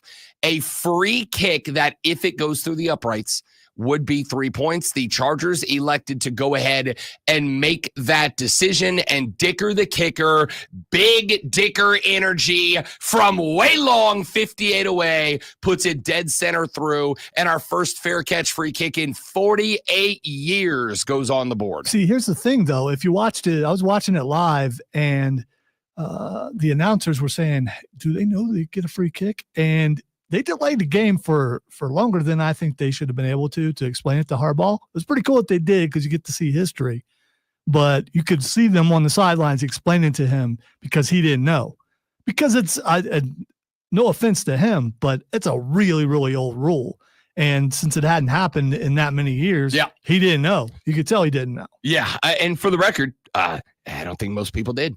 I think last night was kind of one of those nights where we ended and went, we all learned something new today. Explain a free kick, though, to people who don't know what that is. Free kick, much like after a safety, you can kick it however you want to. After a safety, most guys would like to go with a punt. Why? Punt's safe, right? It's way high up in the air. It's booming. You give time for your guys to get down there and cover it up, whatever. But you can also put the ball on a tee and kick it just like a regular kickoff. It is a free kick. You can kick it however you want. Well, in this opportunity, it gave Dicker the kicker the opportunity for a 58-yard field goal. No rush. You can obviously put it up on a tee. You don't have to worry about a kicker or a long snapper getting the snap back to a holder getting the snap, getting it down, getting the finger on it, spinning it so the laces are out, Marino. You just put it up and you kick it. And Dicker took advantage of that, knocked it through. A little history made in the NFL last night. Let's get to item number 2. LeBron James has passed Kareem Abdul-Jabbar. Earlier in the year, he did it for the most points scored on the all-time NBA list. Last night, he passed him for another milestone. The 22-year veteran and oldest active player in the league last night became the number 1 all-time minutes played NBA record holder. At the conclusion of last night, he logged 34 minutes. That bring his career total to 57,471 minutes of action. 57,471, which, if you divide it, means that LeBron James has played 957.85 hours of basketball. If you break that into days, Lonzo, LeBron James has played 39.91 full days of basketball just in the NBA alone after last night. LeBron James, after 22 years, supplants Kareem Abdul-Jabbar for the most minutes played in the history of the NBA. The LA Lakers did knock off the Kings last night, 113-110 en route to that LeBron James milestone. And very quickly, item number 3. You know how I know you're going to talk about it? I know you're going to talk about it because we have been talking about it all morning, and we will continue talking about it all morning. Ladies and gentlemen, welcome to the first 12-team NCAA college football playoffs. They begin this evening, 8 p.m., when the Indiana Hoosiers travel up whatever interstate number it is, to South Bend, Indiana, as Curt Cignetti. Yeah, it's pretty simple. I win. And the Hoosiers take on Marcus Freeman and the Notre Dame Fighting Irish. Somebody's national championship dreams die on a field in Indiana tonight. And then tomorrow we start at noon o'clock when the SMU Mustangs travel up to Happy Valley to square up and off with the Nittany Lions. Somebody's dreams of a natty die in Happy Valley tomorrow. Then, just hours later, off we go to Austin, Texas. The big boots of the Longhorns taking on Dabo Swinney and his Tigers. Somebody's natty dreams die in the Texas heat of December. Then, just a few hours after that, we wrap up round 1 in Columbus, Ohio. The Horseshoe will be full of scarlet and gray, but it's going to have a pretty good representation of checkerboard orange and white, because Neyland's Navy takes to the interstate. They head up to Columbus as the Tennessee Volunteers get ready to do battle with Lonzo's Ohio State Buckeyes. And somebody's national championship dreams die at the 50-yard line. Will a flag be planted, or will the Buckeyes bounce into round number 2? It is time, ladies and gentlemen, and we will continue talking college football playoffs as the show rolls on. I am Rob Brown, the great one Lonzo on the ones and twos. We are talking playoffs today on the Rob Brown Show and the Fan Upstate. That was very dramatic. Lights.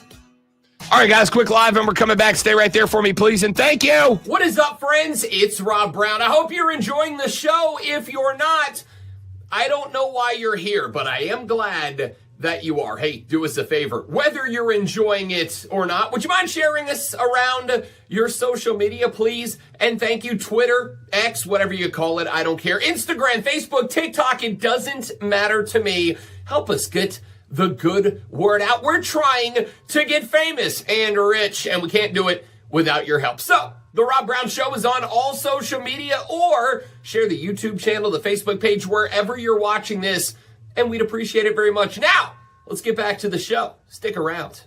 What is up, friends? It's Rob Brown. I hope you're enjoying the show. If you're not, I don't know why you're here, but I am glad that you are. Hey, do us a favor. Whether you're enjoying it or not, would you mind sharing this around your social media, please? And thank you, Twitter, X, whatever you call it. I don't care. Instagram, Facebook, TikTok, it doesn't matter to me. Help us get the good word out. We're trying to get famous and rich, and we can't do it without your help. So, the Rob Brown Show is on all social media, or share the YouTube channel, the Facebook page, wherever you're watching this, and we'd appreciate it very much. Now, let's get back to the show. Stick around. What is up, friends? It's Rob Brown. I hope you're enjoying the show. If you're not, I don't know why you're here, but I am glad that you are. Hey, do us a favor. Whether you're enjoying it or not, would you mind sharing this around your social media, please? And thank you, Twitter, X, whatever you call it. I don't care. Instagram, Facebook, TikTok, it doesn't matter to me. Help us get the good word out. We're trying to get famous and rich, and we can't do it without your help. So, The Rob Brown Show is on all social media, or share the YouTube channel, the Facebook page, wherever you're watching this, and we'd appreciate it very much. Now, let's get back to the show. Stick around. What is up, friends? It's Rob Brown. I hope you're enjoying the show. If you're not,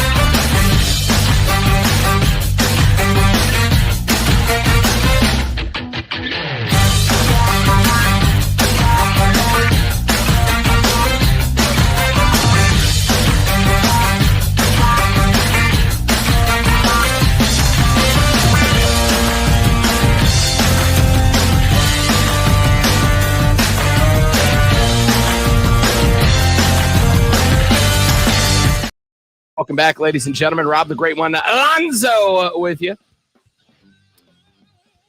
We got a lot to get to, a lot to talk about on the radio program today. Continuing to talk about the college football playoffs. We'll get some NFL later on in the show for those of you that are tuning in for a little professional football discussion. I promise you, we will get to that later on. But I think college football is the way to go right now. I asked you guys earlier in the show, and again, what your thoughts, shoot them in on the text line 71307. Start your text with FAN, F-A-N, and we will read them on the radio broadcast. Which of the 4 first-round college playoff games is most and least likely going to be an upset? I have given you the order of predicted upsettedness for me. I am starting with SMU on the road over Penn State, and I'm basing that on a couple of different things. I am basing it first and foremost on the fact that SMU is being slept on. And I think Clemson fans know that as well as anybody. Clemson did knock off SMU in the ACC championship game in Charlotte, North Carolina, nay, but a couple of weeks ago. But Kevin Jennings and the fellas made it real interesting down the stretch, didn't they? We had John Blau with the Post and Courier, who covers Clemson for that broadcast and journalism outlet back on Monday. And we talked a little bit about this game. And the conversation that we had about this game, John Blau said, hey, look, here's the deal. They made a lot of mistakes. SMU did, predominantly in the first half of the competition. They made a lot of mistakes in that game. And I would agree with that. SMU kind of did themselves in, and they did from the very opening drive. They had a couple of bad turnovers early in that game. I thought that the offense from SMU early in that game was very predictable, and more importantly than it being predictable, I thought it was both A, predictable, and B, respectfully, short-sighted. And what I mean by that is you kind of know what the strengths of the Clemson defense are. It's guys like Sammy Brown across the front seven. And I thought SMU made one critical mistake in that game. They just kept running into the teeth of Clemson. Like they just tried. Sometimes, and this is something that I follow quite a bit. Sometimes teams very much want to prove that they are able to do something that is out of their wheelhouse.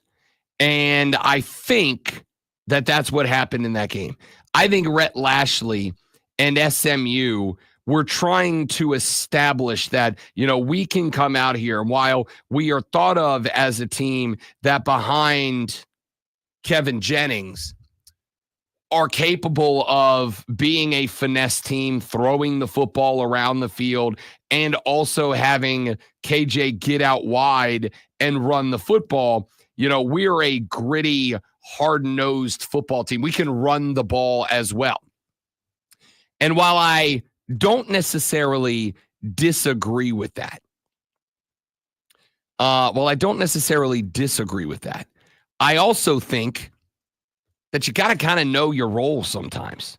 I think you got to know what you are, and I think you got to play to your strength. And what I'd like to think is, and this is something that I think this team has in common with Ohio State, I think sometimes what you want to do has got to fail before you start to lean on and recognize what you should do. Chip Kelly, when I go back to that game against Michigan, and again, while I think the predictability and, quite frankly, failure of Ohio State to beat Michigan is obviously going to fall on Ryan Day, and it makes sense that it would. I also think that some of it has got to fall on Chip Kelly, because I think Ohio State in that game kind of wanted to prove themselves a little bit, and in trying to prove themselves a little bit, I think they kind of walked away from what you knew was going to be possible, right? Now, there are issues for Ohio State. Part of the issue, offensive line, which people failed to mention quite a bit, how they've had to keep shuffling their offensive line, and that's a problem. That is exactly where I was going to start. The offensive line for Ohio State has been, banged up this year. Like banged up quite a bit this year. They have had different iterations and rotations across the offensive line. They have got some young dudes that have had to step in without a ton of XP to try to step in front of Will Howard. And that does make it kind of difficult to develop a rhythm for a quarterback that is, I don't want to say bad, because he's not bad, but it's just kind of a dude, right? Like he's not a guy he's not a guy that you plug into the QB1 spot at Ohio State University and go, there's a game changer, there's a Heisman threat. Will Howard's just fine. He's good enough if they can run the game plan around him. I think the problem is that Chip Kelly was like, let's go out there and ram it right down their throats and do nothing else. And I, to some degree, Lonzo, I kind of understand it because Ohio State has arguably the best 1-2 tandem of running backs in college football with Henderson and with Judkins back there. That's about as good of a 1-2 punch. That's not about as good. That is the standard of 1-2 punches in college football this year. So I get wanting to be able to lean on them. But it got to a point where Michigan, who, for all their faults, Michigan's got a real good front seven. This is one of my concerns because so does Tennessee. Michigan's got a real good front seven. And Michigan, because of the offensive line woes in Columbus, Michigan was looking at that and saying, we're going to take advantage. Michigan was stacking the box. Michigan was bringing extra dudes. Michigan was saying, if you are going to beat us, we're going to make you make Will Howard beat us. And even with them stacking extra in the box and it not working for a lot of football, it was like Chip Kelly was like, no, this is our game plan and we're not going to do anything else. This is what we are going to do and we are going to do it all day. The reason that concerns me for Lonzo's Ohio State Buckeyes is because Tennessee's front seven is probably better than Michigan's. Tennessee's front seven is, if it's not the best front seven in football, it's in the conversation for the best front seven in football. If it's not the best in college football, it's inside the top 3. It's better than Michigan's. And Tennessee, on the defensive side of the football, not just likes to play hard-nosed, they like to play hard-nosed with extra dudes. They like to bring cornerback and safety blitzes. They like to bring strong and weak side backers off the edge. They like to send an extra guy and exotic looks at your offensive line. So what the blocking scheme is when the ball is snapped is not what the blocking scheme is right after the ball gets into the hands of Will Howard.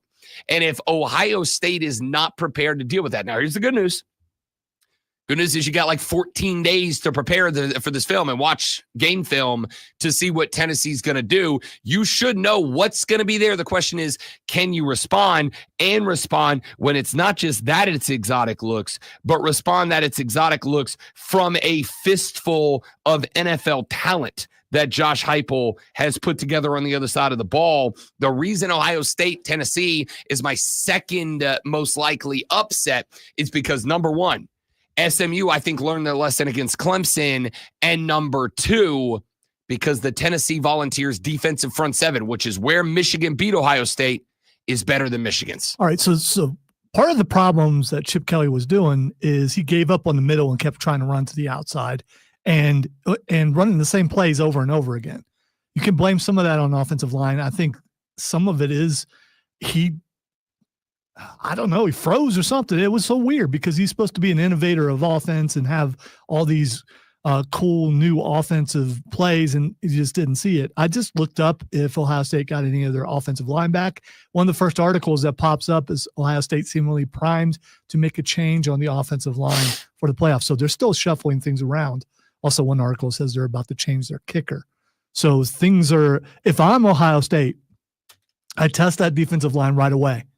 Even if it cost you a series, just run up the middle and see what they got to see how your offensive line is going to work and see if you got any push. Because if not, they're going to have to count on Will Howard to win the game. And I don't know if that's the way that they want to do it. Yeah, well, again, that's what Michigan tried to push you into. And it just, Chip Kelly either didn't believe that Will Howard could do it or didn't want to take the risk. Ohio State has already lost their starting left tackle. They've lost their center, and now reports are that they are going to be changing up their left guard now as well. They're going to be rotating a couple of guards over. So you're going to have a different look than you did even against the Michigan on rivalry week a couple of weekends ago. And I think that, again, that's kind of interesting. I think if you are lining up, you have got to go with the absolute best offensive line you can, because Tennessee is going to attack you just like Michigan did. And here's the difference. If you make mistakes and you go and have a couple of 3-and-outs against Tennessee like you did Michigan, the difference is Tennessee behind Nico can score the rock quick. Michigan can't. Michigan's offense was bad this year. And so when you 3-and-out it against Michigan, you kind of had some forgiveness there because it wasn't like they could turn around and go 70 in 3 plays. Tennessee can, and Tennessee wants to, and Tennessee can pace the game if you're not able to pick up some first downs on the ground. This one is, I will say this, SMU Penn State's interesting because I do like an upset pick there. But as far as two football teams beating the hell out of each other, Tennessee, Ohio State's the game of the weekend. All right, let's take a break. We'll talk some more college football playoffs when we come back on the Rob Brown Show on the Fan Upstate.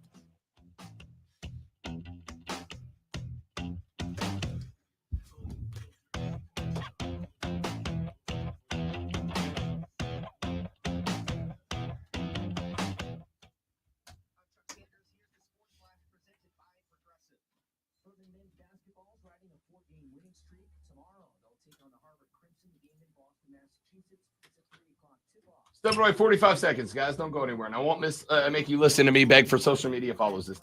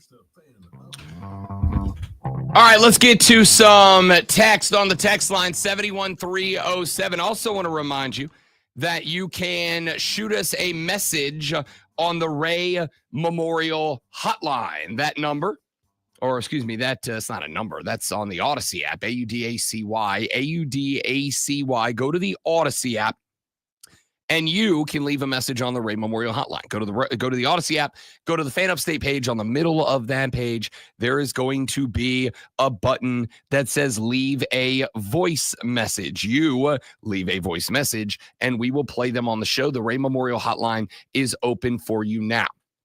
Text line is 71307. 71307. Start your text with FAN. FAN. Texter says, Ryan Day's perceived downturn prior to the season parallels with the presence and illegal practices of defensive analyst Connor Stallions. But I guess UM and Harbaugh have wiped their unprecedented cheating practices from the collective minds of college football. Is that a valid argument in defense, great one, of Ryan Day, that, the struggles he's had, not unfair to say there have been some, but point out that they have all come during the Connor Stallions era. Until this year, for sure. Fair. I mean, the only people who forget about that are Michigan people who still believe it never happened, but we know it did. So no excuses, man. You got to beat Michigan. Even if they are cheating, I mean, you still got to beat them. Texture says, horse chestnuts don't grow on Rocky Top. I mean, he just typed the words, but I'm assuming he was singing. Yeah, unfortunately, my X feed is full of Texas people prepping to go, including the picture that I sent you that made me laugh. Apparently, Tennessee Volunteer fans are spending quite a bit of time in the Waffle Houses of Columbus, Ohio, and there is a scourge of Volunteer fans that are just going into Waffle Houses and playing Rocky Top on repeat. Well, I sent you a picture of a mulleted person ready to go. That's Josh Heupel, the head coach of Tennessee. Oh, was that who with that a was? shopped-on mullet. Okay. I just look like every Tennessee fan. to At me, dawn, we ride north. I got to tell you, I love from a distance how much Tennessee fans are egging on Buckeye fans. I wonder if it's working, though. I mean, it's not really affecting me right now, but I wonder in Ohio, I need to call some of the kin and see if they're having to deal with unruly Tennessee people. I was going to say this for the Blitz, but I'll play it now. The Barstool Ohio State page was doing a press conference on X. Effectively, X, I guess on their live now, you can actually go live with video, not just audio now. And so they were doing a press conference where they had one of the talking heads from the Barstool Ohio State that was on talking about this playoff game. Well, the feed got invaded by Volunteer fans because Tennessee Twitter is elite Twitter. And a cat named Vol Soup said that he wanted to ask a legitimate question of the host of the Barstool Buckeyes press conference. A lot of us come from down here, not used to some of the colder weather. It was 55 degrees in Knoxville this last Saturday. Mm-hmm. So what I wanted to know from you, as I know you might have some personal experience with, is will opioid use help keep us warm on Saturday? Yep, Ball Soup's got to go. Ball Soup's got to go. And I know what you guys are probably doing right now, and you're all probably laughing. Yeah, you're right. I am. Okay, well, I am. What does that? I mean, I don't get it. Maybe. He was asking if. No, I got the opioid use. Yeah, but I mean, who is he implying uses the opioids? The Buckeyes, bud. The Buckeyes. The opioid use of the Ohio folks helped them stay warm in the chilly temperatures of Columbus, Ohio. That's good trolling, is what that is. I don't think that's funny. I would have thought they could have come with something a little bit better. That's pretty funny. I also don't believe the accent. I don't believe that guy's really from Tennessee. Everything's a work, Delonzo. Can't just have fun. Everything's a work. I've met people from Tennessee, and their accent is better than that. Up on Rocky Top. I thought it was hilarious. I thought it's hilarious I think it because was I allow myself to enjoy fun things. Bit. And everything's a work. Yeah, it was not good. I mean, people put some work into your bits. Who would you say it was? Barstool? Put some work into your bits. Definitely don't just go have fun on the internet. We can't have that. None of that. I remember when some of those guys were calling here trying to troll. It was hilarious.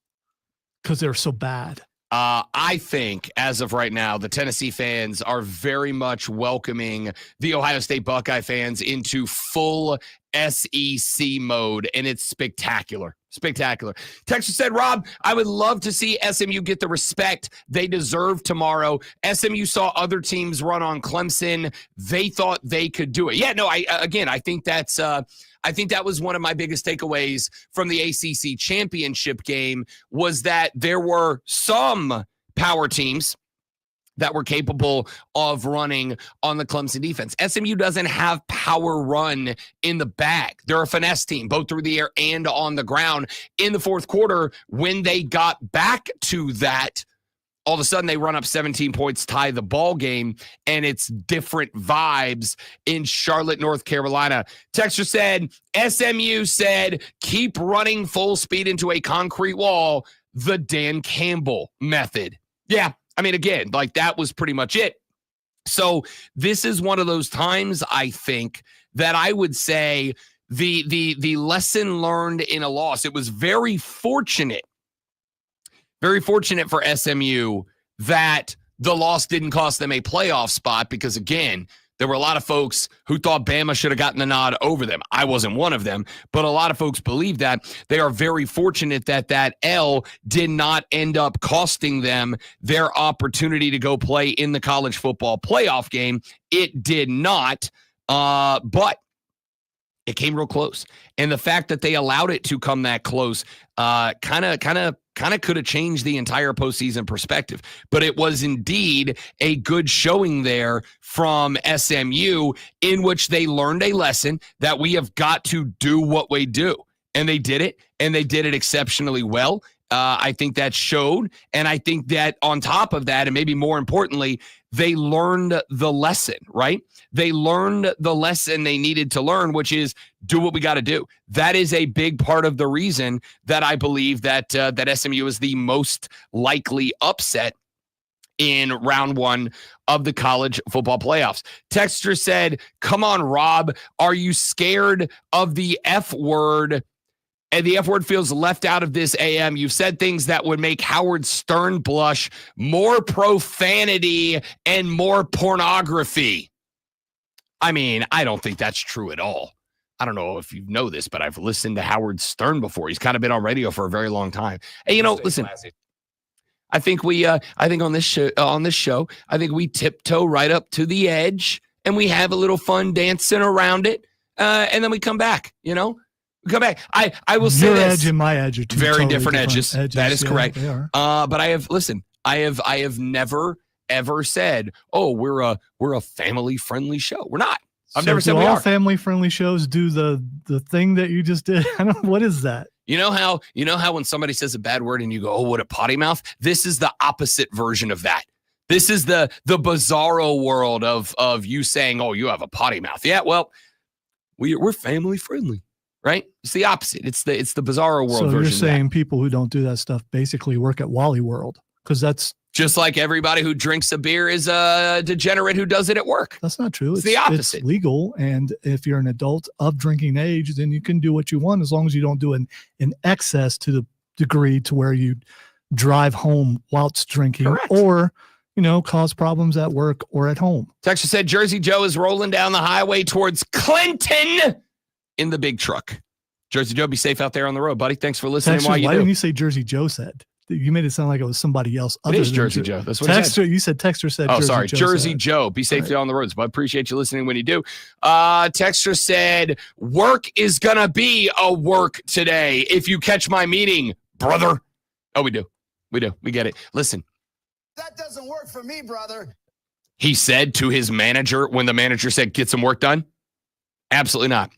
Let's see. Texter said upsets SMU, Tennessee, and the Hoosiers will get boat raced, and the Tigers will get boat raced too. So that would be no upsets. No upsets. All chalk, says that Texter. Texter says no one, I repeat, no one comes into our house and pushes us around. Go Irish. Says Dan. Dan, appreciate that, buddy. Good to have you checking out the show this morning, man. Welcome to the Armada. Wow, Dan's like completely against your boy, though. And you ain't taking up for your guy, for Kurt?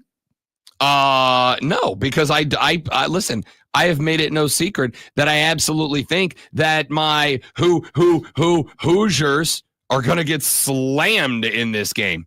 I am dumb, but I am no fool. I think Indiana is up against it if we are keeping it a buck this weekend. I don't think this will happen, but what if every underdog wins this weekend? It would be one of the most incredible football weekends of my life, basically, because I don't foresee that being a reality, unfortunately. It'd be super dope if it was, but I ain't putting money on it. I think it is a very chalky weekend, to keep it a buck with That you. would be a rough weekend for me because Ryan Day would get fired, Mike Vrabel would get hired, and we'd only win 8 games next year. And then people would be like, why we get rid of Ryan I like Day? Vrabel a lot better at Ohio State than I like him in Chicago with the Bears, by the way. I don't know. He kind of had, but he's got that everyman kind of gruff thing that works in Chicago. It does. It worked for but that's Ditka. not what I need right now. Listen, If he goes there, he's got to wear the sweater vest. Sometimes, like Dan Campbell, it is important to lean into the culture of the city. Sometimes it is important to lean into the team you got. And right now, the team they got needs an offensive guy. Sorry, Chicago. Like, I know you want to, great defensive guy, but like, you need somebody to teach Caleb Williams how to play quarterback. That's what Carolina did. It's working-ish. Texas said, oh, hell, as a Florida State fan, Georgia should be kicked out of the playoffs because you can't win without your starting quarterback, LOL. I mean, listen, if Georgia... That's only true if you're in the ACC. If Georgia didn't win the SEC, 100% I'd hammer on that just to be annoying. Just to be annoying, I'd hammer on that. Texas said, Rob, Denver needs to draft Ashton Janty. They don't have a run game. Yeah, that was their problem last night. Texas said, most likely upset, number 1, Clemson over Texas. Number 2, Tennessee over Ohio State. Number 3, SMU over Penn State. Number 4, Indiana over Notre Dame as the least likely. We're not exactly opposite. He says Clemson over Texas because of Wesco, Brenningstool, Williams, and Klubnik. And then he adds in all caps, TJ Parker and Sammy Brown, which I get. Here's my problem. Can I tell you who I don't trust in this game? And it ain't Dabo Sweeney, and it ain't Cade Klubnik. Can I tell you who I don't trust in this game?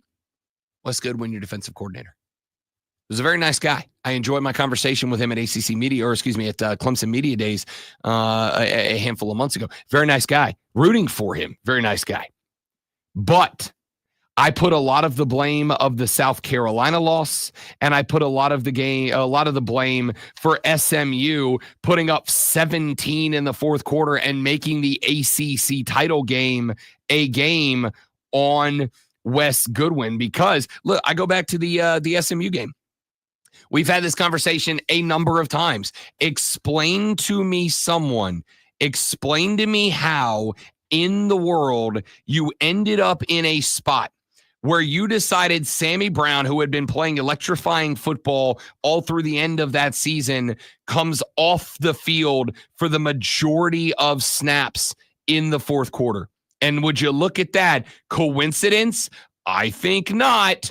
All of the sudden, that guy who gets taken out of the game late, then all of a sudden SMU starts racking up points and makes that game a hell of a lot closer than it had any need to be.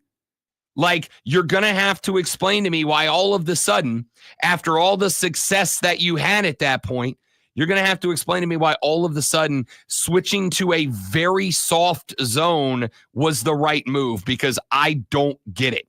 And I am concerned in this spot that if you end up in that spot again, Wes Goodwin does the same thing again. You change up into the defense, you start playing soft, and all of a sudden, Quinn Ewers just takes off on you. I'm nervous that happens. Texas said Florida State fans have become the whiniest fan base in football. Hope they lose all their games forever. And I'm going to tell you right now, it's been fun to me because of texts like that, listening to South Carolina fans. We got left out of the playoffs. No, you didn't. You lost 3 games. Florida State didn't lose a single one. I don't want to hear it. If you're asking me what group of fan bases is whinier, I'm going to say right now, You know what the system was. South Carolina fans have been whinier than Florida State fans because Florida State fans at least had an argument to lean on. Sorry. Like, this is one of those spots where I got to say, I support you, but I'm calling it a spade to everybody. Texture said, Rob, Clemson has nothing to lose except a shopping day before Christmas. I got to tell you, that's fair. You got to wonder if Clemson plays a little reckless, a little aggressive, right? They're a 12-point dog. Who cares? Go out there, do things. Texture said, never before heard a better description of Tennessee fans than scourge. That should be their official name, like a flock of birds and a school of fish, a scourge of volunteers. Okay, that's actually pretty funny. You know what's not funny? You know what's very serious? You know what is like Murrow award-winning levels of serious? Lonzo's sports flashes. A more deserving team than Florida State, who is going to the playoffs, Georgia, is going to be without their quarterback, Carson Beck. Backup Gunnar Stockton is expected to make his first start in the Sugar Bowl on January 1st when the Dogs face the winner of Notre Dame and Indiana in round 2. Florida State fans are whinier, by the way. Second player in the week has been signed by Clemson out of the transfer portal. This time, it's Purdue defensive end Will Helt. According to Adam Schefter, Helt is ranked as the number 3 defensive end in the transfer portal by ESPN. And make sure you tune in tomorrow at 2:30 as the Furman Paladins take on the Harvard Crimson. It's Furman versus Harvard right here on your home for Furman Paladins basketball. The Fan, upstate. Winer's going to whine, yo.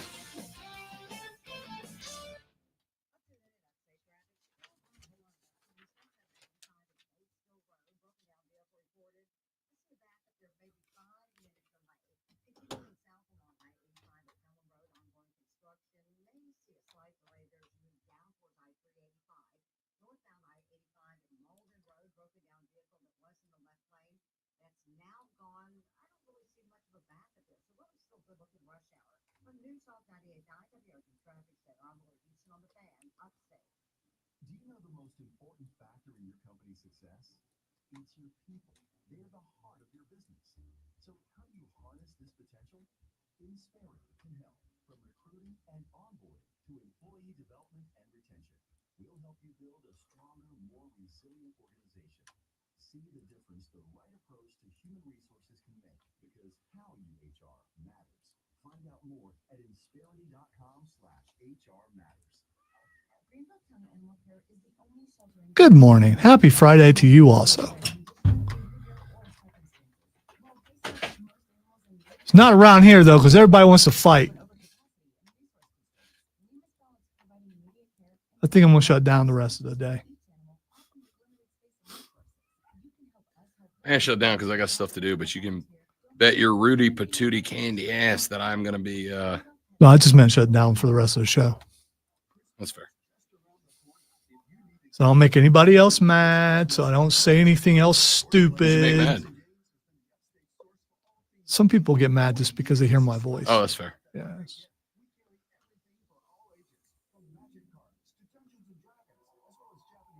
Dungeons and Dragons. What kind of nerds play Dungeons and Dragons? Not us anymore. I haven't played with anybody in a minute. It's very disappointing.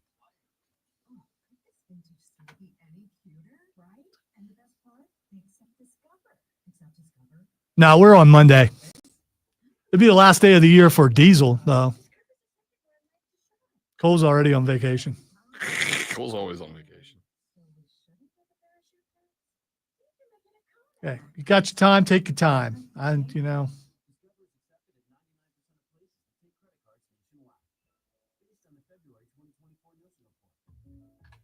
When something happens to your kitchen, you might say, "This is ludicrous." But that won't fix your home. That'll only get you the rapper Ludacris. Having trouble? Don't panic. Don't be alarmed. You need to file a claim. No, we are almost upon the most nervous I ever am before a show, and that's tomorrow. And also usually the most disappointed I am after a show in my performance. Yes, Jason, I'm aware that is a quote from Dan Devine, the former head coach at Notre Dame from a long, long time ago.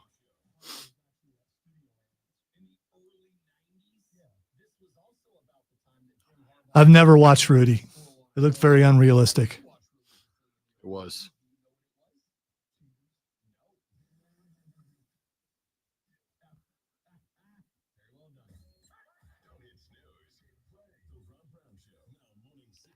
Don't do that. Don't do that unless you want him to wear those every day.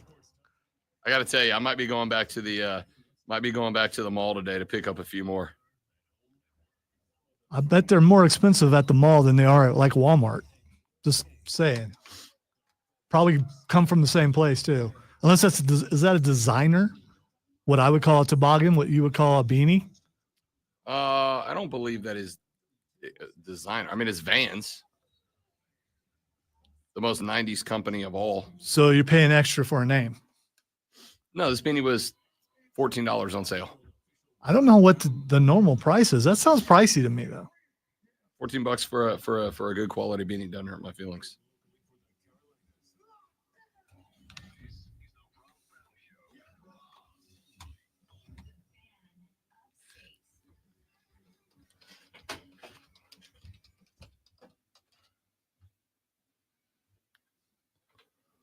By the way, $3 at Walmart. I mean, okay, but you're paying for a name. That's all I'm saying. But hey, when you're rolling like you rolling, you can afford to pay. I got for talent money, baby. Yeah, there you go. I got talent money. All right, I'm just swimming in it over here, keeping it a buck. Ladies and gentlemen, welcome back. Hour number 2 of the Rob Brown Show goes number 3 of the Rob Brown Show. It's Friday. Got to get down on Friday. I don't know what you want from me. It's my fault. I've made it seem like an eternity today. I apologize. No, I don't. They don't. And that's okay, because we're going to get through it, people. That's what we do. We get through it. It's not getting through it. We're going to have joy.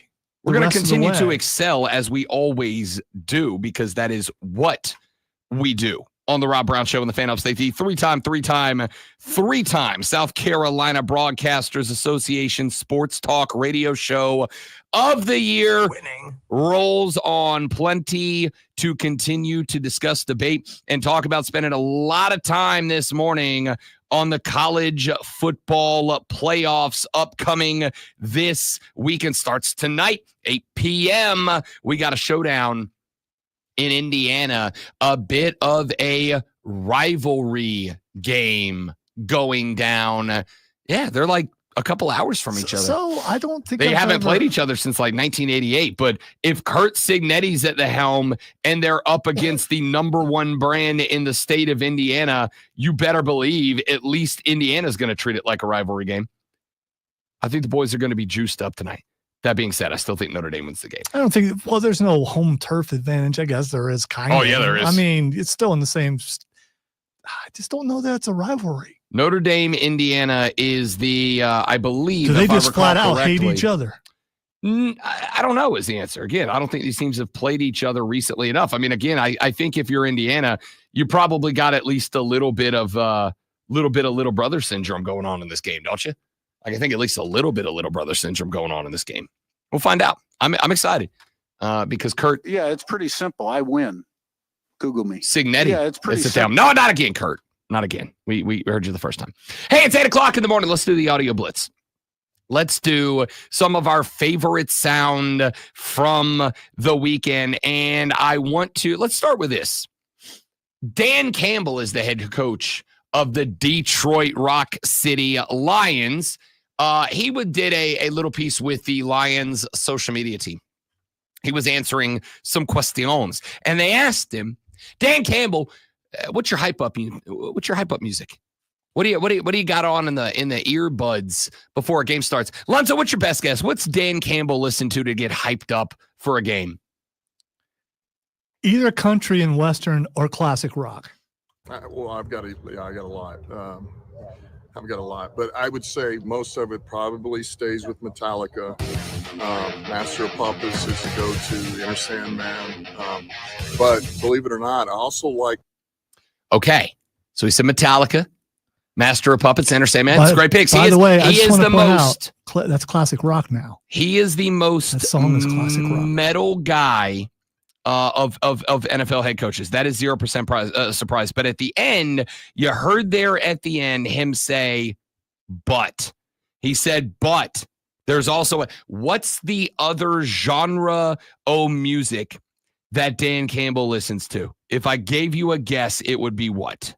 I already said country and western, because I said country and western and classic rock, which I still say Metallica is now classic rock. So. Shockingly, it is neither. Believe it or not, I also like classical music. I like the soundtrack from The Last of the Mohicans. That's an old throwback movie. All right. I love the violin. I love the cello. I love anyway. So that kind of gets me going a little bit. Last of the Mohicans soundtrack was his answer. And I want you to know, I'm kind of here for it. It's kind of good. It's kind of really good. I saw Last of the Mohicans. What? But you will find, as we've mentioned many times, that when other people like things, Lonzo doesn't. What I don't know why you always go to that. We've also, if you pay attention, have pointed out a certain period of my life financially where I just couldn't go to the movies. And so a lot of these movies all hit around that time when I was barely making enough to pay for gas to get to work. You aren't there now and are allowed to watch old movies. Missed windows. I mean, there's no window for Last of the Mohicans. Here's the other thing is, if you can barely afford to get to work and back, you can't afford cable. And back when this movie probably came out, it didn't come around until regular TV till a very long time. They have not deleted Last of the Mohicans. Right. You can still go watch it. It's now out of. So what? So is Citizen Kane, but I still tell people you got to go watch it. For the most part, I'm a forward thinker. So I mean, going back into the past to watch something that I missed, it reminds me of a time that I really struggled. And why would I want to put depression? It can't remind you. You never seen it before. It can't remind you of anything. Me of a time period when I had no money, which I just mentioned. You may be dressed in a way where you can, wax nostalgic and be okay with it and brood, but I am not. Clemson missed out on a big name recruit many years ago. Here's the story. Clemson, dude, I love that place. They recruited me heavily. They wanted me to go there and have a package for me, and start right away. And they believed in me, and I believed in that program as well. And great talent, I can tell you that. So I took an official visit there. I got bombed, bro. I was going into these visits ready to party, really was. I was out of control, man. So I go there, have a great time or whatever. I think I lost my wallet, my phone. It was just I was a mess. And then I leave, and then everyone's like, "Oh man, how can this kid not come here?" And I loved it there. I can't lie. Clemson would have definitely been my #1 pick if Arizona wasn't there. I commit to Arizona. I get a phone call 2 days later. I guess I gave out my number to some girls there or some cheerleaders. I can't recall. And I get a voicemail from them, a call. They leave a voicemail, and they just told me how these 3 girls on the voicemail just telling me how bad I up picking the University of Arizona. And then I was debating my commitment to Arizona, and I'm like, damn. What was I doing? I didn't get no voicemail from Arizona, but I'm getting these voicemails from University of Clemson. They knew what they were doing. They almost got me to switch my commitment to them. But it was pretty wild, man. As a 17-year-old kid, I thought it was the coolest thing of all time. I mean, respect to the Tigers for knowing their recruiting base. Am I right? For knowing how to play the game. Am I right? You almost had Rob Gronkowski wearing the Tiger paw because the ladies called him and said, "Hey, big boy, you might have screwed up a little bit." Who would he have been playing football for? Who was the coach at that time? Oh, I don't know. How long ago? Gronk ain't been there in a hot minute. Right. Gronk ain't been in the college game in a minute, son. I'm just curious about who the coach was there and what kind of offense they played and if he really would have fit there. I can't imagine a world where Gronk and Dabo Swinney got along. Right. Respectfully, neither one of them a bad guy. They just live their lives very differently. Dude. Maybe they could have pulled off like a work relationship, right? But Gronk said, I almost switched my recruitment to Clemson because 3 hot chicks called me and said, "Bow chicka bow wow." Okay, you're acting like this is this program's on more up and up than any others. I can send you arrests that happened during Dabo. for the same kind of stuff that Rob Gronkowski. Let's mean, wait. so you and I both know their personalities and let's say views on life are a little different. Just a little. Deshaun Watson played there. So, I mean. That's true. Here's the thing. This is why the Deshaun story hits so weird amongst Clemson fans. Because every story about Deshaun Watson was that Deshaun at Clemson was like a stellar guy. Dude, you go talk to some people who went to school there who are not, when he was there. I have. And granted, Clemson fans. So have I. Clemson fans at times are going to defend their own. Oh, no. I get it. No, but I have that's had not the stuff I've heard. So I have had these conversations with people who were there at the time, and they all said Deshaun was just like the nicest dude in the game. For the record, womanizing around doesn't make you a bad guy. It just means you're a womanizer, as the lovely Britney Spears once said. All right. Now, if he was womanizing the way he's womanizing in Houston, that ain't womanizing. That's being a sexual predator. There's a difference between womanizing because hot chicks are calling your phone and going, you screwed up by going to Arizona, Rob Gronkowski. But the stories I've heard was, Deshaun had his fun with the ladies. But that doesn't make him a bad dude. It just means he was a womanizer. By the way, really quick, Mike Golick Jr. just X'd out a video. 7 a.m. in South Bend. Cars are already lined up waiting to get on campus as a light snow falls. He calls it a light snow, but it's already sticking on the ground and on the pavement. I do not know what a light snow means in South Bend, Indiana. Well, I will tell you, it doesn't look like a but I light know snow. It's big old fat flakes. Light snow is fine. Big old fat flakes. Those are the things that stick to the ground and accumulate really fast. Any snow is too much snow for a football game. I know you all hate that take, and I don't particularly care. Any snow is too much snow for a football game.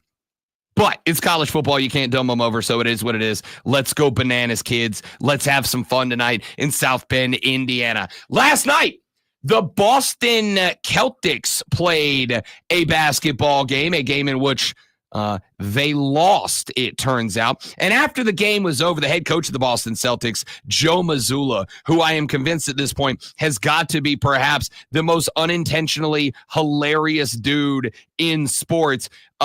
Joe Mazzulla had to be restrained by his own coaches. Game losing streak in this series, 117-108. Yeah. Look out, Joe Mazzulla.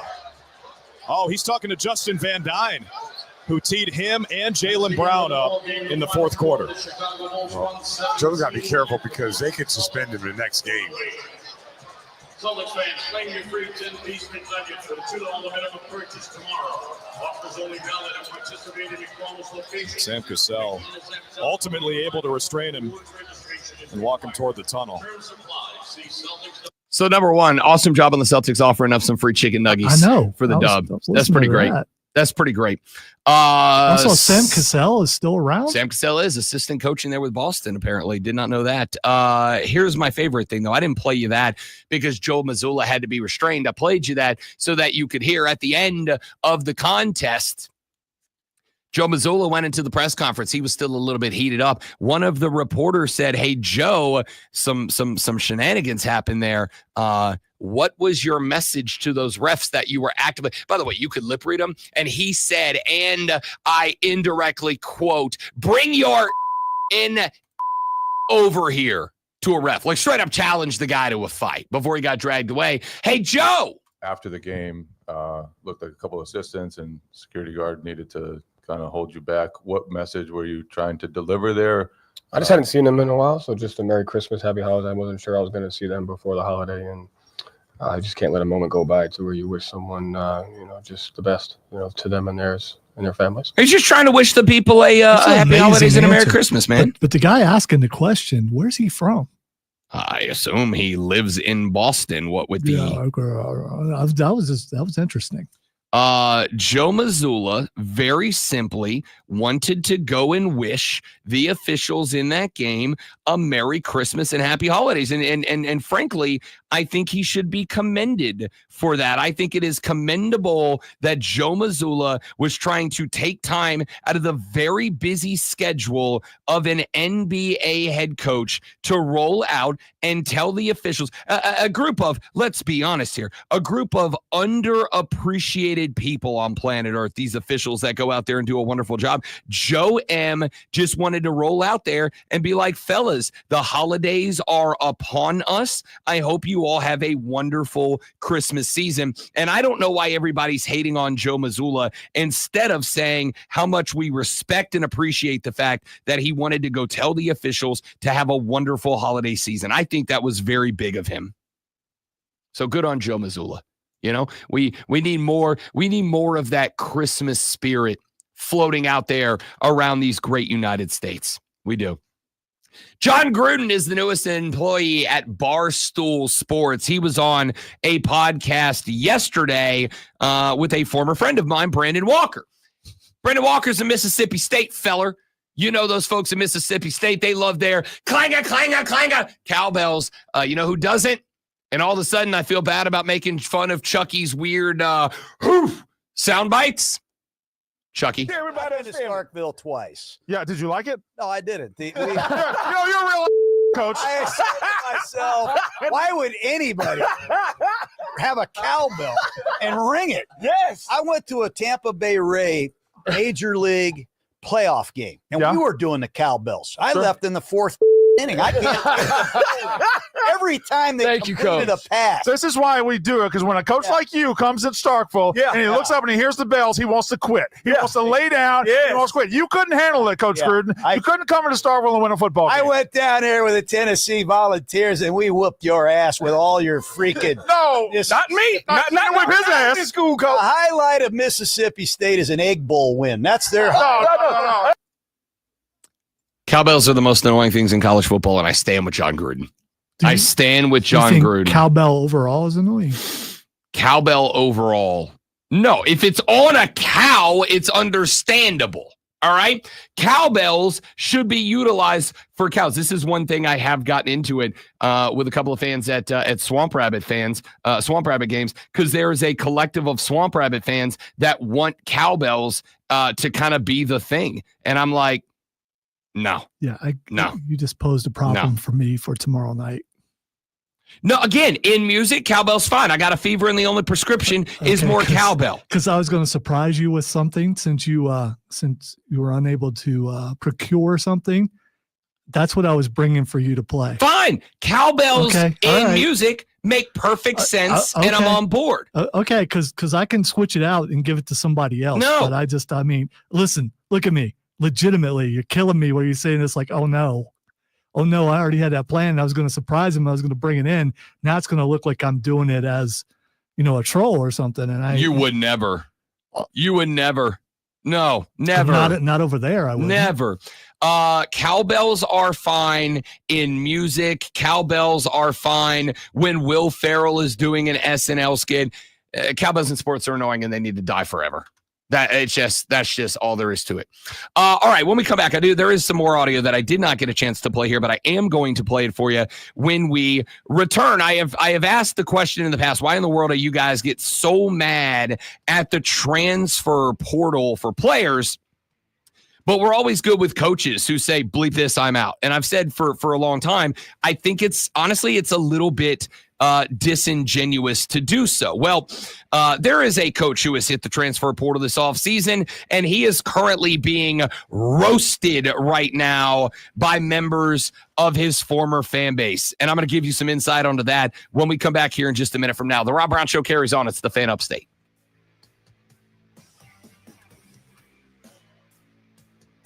By the way, no joke. Just going. I'll play the hell out of a cowbell. No, because but I didn't want to tell you, and now it's like, oh no, he's going to get. I have a cowbell at the house. Do you? Yeah, we play. I play it on my kit when I play drums. I have a cowbell at the house. I have two different cowboys at the house. I have a high and a low cowbell. Would you prefer to bring your own cowbell? No. Okay. Because I got to dig it up out of the storage shed. because it's in the back with all my music gear that I haven't brought.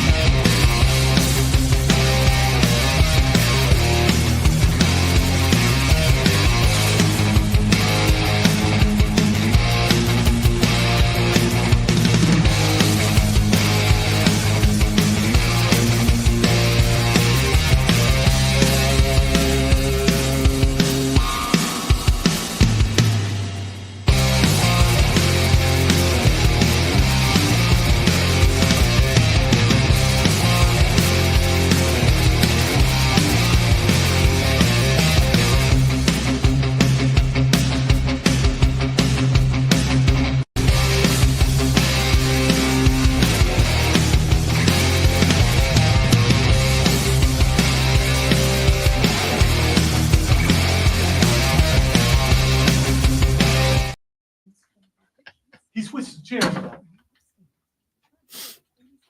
I like that we have a listener who has a name and then a DBA name. That's fantastic. What's DBA mean? Doing business as.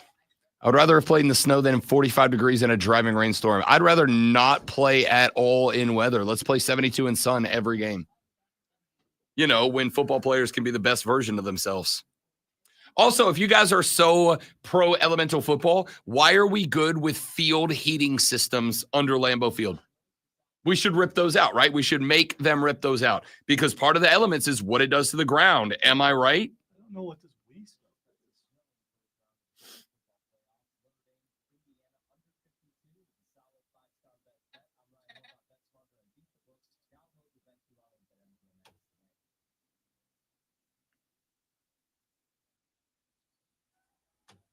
Whether you're ordering wings for the game, whipping up a 7-layer dip, or ordering pizza, something about football that makes you want to eat.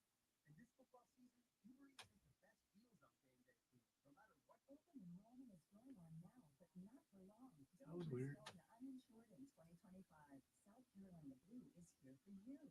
Visit scbluehereforyou.com to schedule an appointment at the South Carolina Blue Retail Center on Woodruff Road in Greenville. Casey and his team of experts can help you find a health plan that fits you and your budget. Open enrollment is ending, so schedule your no-cost appointment today at scbluehereforyou.com. Craving a fresh, delicious lunch? Try Three Friends Bar and Grill for mouth-watering salads, sandwiches, and burgers made from scratch, never frozen. Catch the game while enjoying our diverse menu. Find us in a public shopping center in Wade Hampton and in Louisville. Visit threefriendsbar.com. This year, the Upstate Holiday Light Show is bigger and brighter than ever. Open now in District Park at the intersection of 123 and 153. 32 million dancing lights, carnival rides, petting zoo, and so much more. Complete details at upstatelights.com. Meet Cheryl. Hey, she's on vacation and lost in the moment. Unfortunately, so is her Chase debit card. It's got it. Maybe she lost in itself somewhere. Please search that. Somebody put in the field heating. By the way, I watched an entire YouTube video about the Green Bay Packer field heating system. It's really interesting. They use heated water and antifreeze, but they keep it at a temperature. They keep it at a temperature where the field stays cold, just not frozen. and it actually changes the texture and firmness of the field, so it is still different than every other field. So the Green Bay guys know how to run on it, and while other teams are still slippering and falling, even though it's not a rock hard field. It's actually really interesting. I wonder how long it took them to get the mix just right. I'm sure the guys that run it probably have a whole damn college degree. Got 2 done in this extra long break and went to the restroom.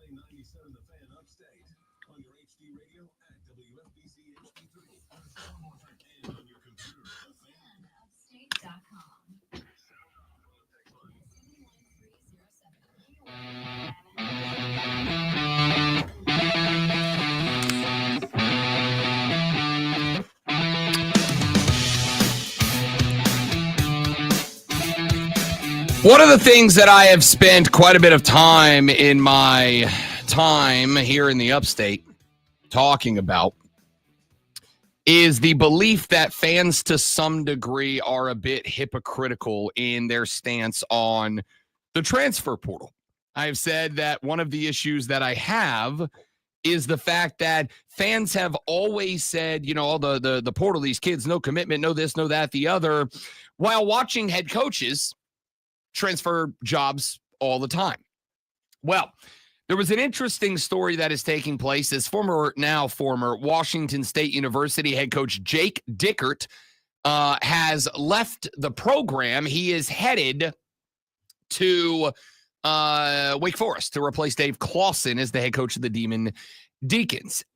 Now, that in and of itself is not all that unusual.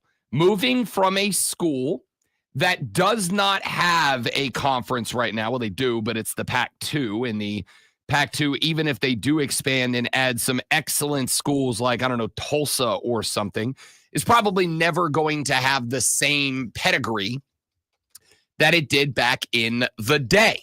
So it makes sense that he would take this job. Even though it is a low-level ACC team, it is still a Power 4 team. They are going to have more resources as the ACC grows, assuming it doesn't die a gruesome death in the future. Either way, it may not be a step up today, but the roof is probably a little bit higher for a Wake Forest than it is a Washington State, just based on what the future holds for those two schools and conferences. That's not the problem. What is interesting with this is that just a couple of weeks ago, former Washington State head coach Jake Dickert did a couple of interviews in local media where he went on the record saying, hey, look, I'm not going anywhere. I'm a Coug, and I'll be a Coug because I believe that the Cougs have everything ahead of them that they could possibly need to be long-term successful. Now, whether or not he is telling the truth about that, I am relatively unsure. But what I do know is dude said what he said. And what he said was, I'm not going anywhere. Well, he done went somewhere, y'all. He done went somewhere. He is taken off. And what's interesting about that is that the local media has been popping the bleep off about it up in the Seattle area. I want to start with a soundbite from a Seattle reporter, and I do apologize because I don't have the name of the reporter right in front of me, but they went on their local news show and dropped a scathing report. Imagine if the captain of the Titanic was rescued instead of going down with the ship. Imagine how the families of the deceased would have felt if that captain then boasted to the world about its next venture on a brand new luxury liner. That's how Cougar fans probably feel about Jake Dickert tonight. It wasn't enough of a gut punch to abandon Washington State to take the head coaching job at Wake Forest just 2 days after quarterback John Mateer entered the transfer portal, joining a group of more than 20 players and counting to do the same.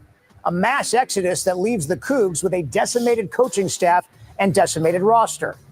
In what has to be as tone-deaf of a social post as I've ever seen, Dickert then sent a photo of himself and his family in a private plane on his way to his new school. "Headed your way, Deeks. See you soon," he said. For years, Jake Dickert preached loyalty, what it meant to be a Coug. In a day and age when loyalty seemed dead throughout college sports, it seemed that Dickert was one of those rare breeds that would see things through. That was Dickert's whole ethos. It was the narrative he'd built all these years. Through the Pac-12 issues, Pat Shun leaving, even Mateer the other day, Dickert was the guy who had built himself to be the one guy to provide optimism in the storm. And that's why it hurts so bad. Washington State is clearly the victim of a college football landscape that has left them behind. The future of the program is unclear right now, and it's tough to see what's next. But Dickert not just abandoning them, but doing it at this time and in this manner, that's not only akin to a captain rescuing himself from a sinking ship before many others, but then indirectly gloating about it to those he left behind. Yeah. See, when people say, Rob, how can we expect the youths to learn about honor and loyalty and integrity and all that? My response was, and always has been, I don't know. Why don't you have the people that are in charge of college football show a little, and then you can ask me that question, and it will be more fair at that point. But when I have dudes that are doing what this dude is doing, and not just leaving the program, but leaving the program weeks after he said, yeah, I'm never leaving this program. I am going to see it through to the bitter end. Leaving the program and tweeting about it, that he was on a private jet on his way up to Deacon Land. I don't care.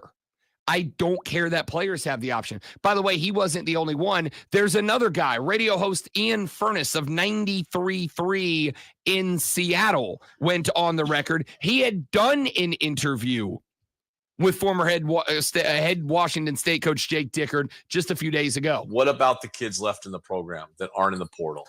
What about the kids that you just recruited, the 23 guys you just recruited in the recruiting class? Wazoo's different, Jake Dickert. You know it's different. You know we're in a different circumstance than a lot of other schools. And I think that's why it's just kind of hard to wrap my arms around it. He didn't pull a Jonathan Smith at Oregon State and go to what has been a good Big Ten program over the years in Michigan State. Yeah. He didn't go from Washington to the best college football program in the country in Alabama. He didn't go from Arizona to the University of Washington like Jedd Fisch did. He took a job, an easy way out at the worst ACC football program and arguably one of the 4 or 5 worst Power 4 programs in the country. I cannot understand it. I've got zero respect for him. We're going to play a lot of sound today on our show from some of the stuff he said to me about a month and a half ago. Yeah. He's a liar, he's a snake, and he's a puke. And that's all I have to say about him today. Well, I mean, what does it say? I mean, I'm with you. I don't like the hypocritical side of I'm going to see things through, and I have unwavering Bucky, dedication. That's exactly it. Yeah, Bucky, that's exactly it. You heard him say that on our air. Yeah, I'm going to see this thing through to the new conference. Yeah, like, don't say that. Don't say that. Yeah. I mean, again, that's why I don't care. That's why it doesn't bother me that kids can go in the portal. That's why I don't care. That right there, you had a dude who made his entire sales pitch based on loyalty. I'm here. I'm going to see it through to the bitter end.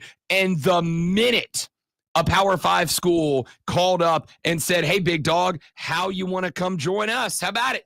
He went, not just deuces, not just I'm out, but as the news was breaking to the players that their head coach was 88 and out the gate, my man was sending out tweets of him and his family being flown off their campus and to his new one on a private jet, catered. Champagne a-popping, baby. The bubbly was flowing. This is why I don't care. This is why I do not care about your being upset with kids being able to go in the portal. This is why. Because this guy recruited under the brand of loyalty. This guy recruited, was going on radio and television shows in his home market to get kids from that area to stay home at Wazoo. And was saying, loyalty, I'm going to see it through to the end. I'm going to make this commitment. If you come play for me, I will keep coaching for you. And the second that the phone rang for this guy to head down to North Carolina and take over at Wake Forest, the second that phone rang, that dude was on a private jet headed the other direction. So forgive me if I don't get upset that I am sitting here watching players change the game. Forgive me if I don't get upset with players for deciding there's a better opportunity for them when coaches can at least can take the same thing, even if they've been sitting there preaching loyalty and everything else the whole time. I can't explain to you how much I don't care. How much I don't care. The answer is I don't care a lot. I don't care a lot. All right, let's take a break. We'll come back here in a minute. We're going to keep going with our college football playoff game previews. We've got one in the books we have talked about, and we got a handful more that we got to get to. We'll keep rolling through those next up on the Rob Brown Show on the Fan Upstate.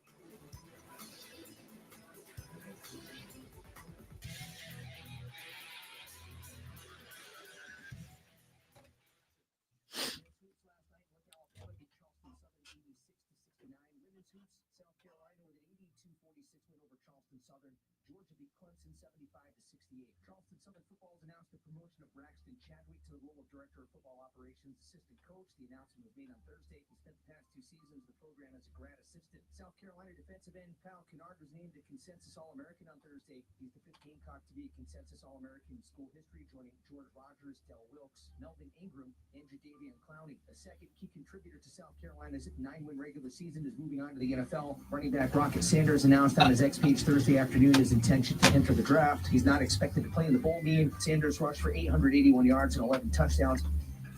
Classic Rock 101.1 is your home for Carolina Panthers play-by-play all season long. Download the Odyssey app, search the Fan Upstate, and listen anywhere on your phone. I'm Chuck Sanders with the Sports Flash on the Fan Upstate. Up in the upstate traffic, a little bit of a mess up now northbound I-85 north of Malden Road. Stalled out vehicle costing about a 5-minute delay there. Flip it around southbound I-85 at Helen Road. Construction there, ongoing construction as you move down towards I-385. Seeing some slight delays there back towards Highway 14, and lights are messed up, not working correctly. I think coaches should have to sit out a year before they switch schools. That seems fair. Now, listen, you gave the players the portal. I don't care.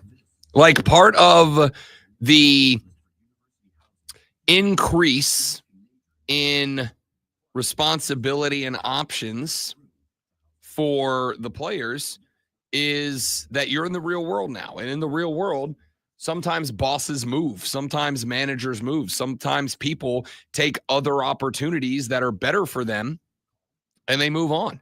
I can't get upset with them for that.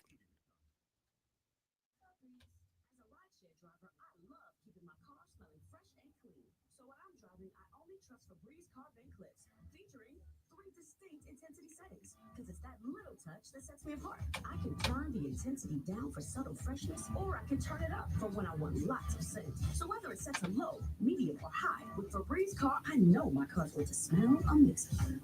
Which keeps my driver rating picking up. Oscar! Some people just know they can save hundreds on car insurance by checking Allstate first. Like, you know to check that your seats aren't in the visitor section first before buying tickets. I'm so excited for this game. I can't believe we got us tickets. Me too. Wait, are we on the wrong side? Yeah, checking first is smart. So check Allstate first for a quote that could save you hundreds. This is going to be a long game. You're in good hands with Allstate. Savings vary, subject to terms, conditions, and availability. Allstate Fire and Casualty Insurance Company and affiliates, Northbrook, Illinois. Oh, could this vintage store be any cuter? Right? And the best part? Oh. In a little place like this? I don't think so, Jennifer. Oh, yeah, huh? I'm sticking with my plan. Wes Goodwin calls out sick, put a luchador mask on Brent Venables, and introduce him as Clemson acting DC Brent Villano. That plan might work. It was me, Dabo. It was me all along.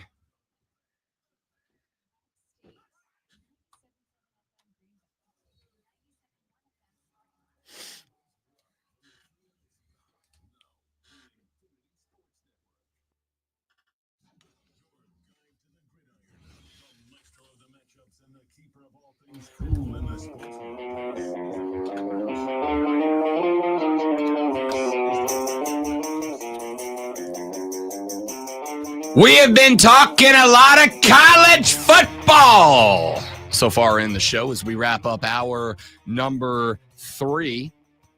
And the reason why is because the college football playoffs start tonight up in Indiana, the Hoosier State.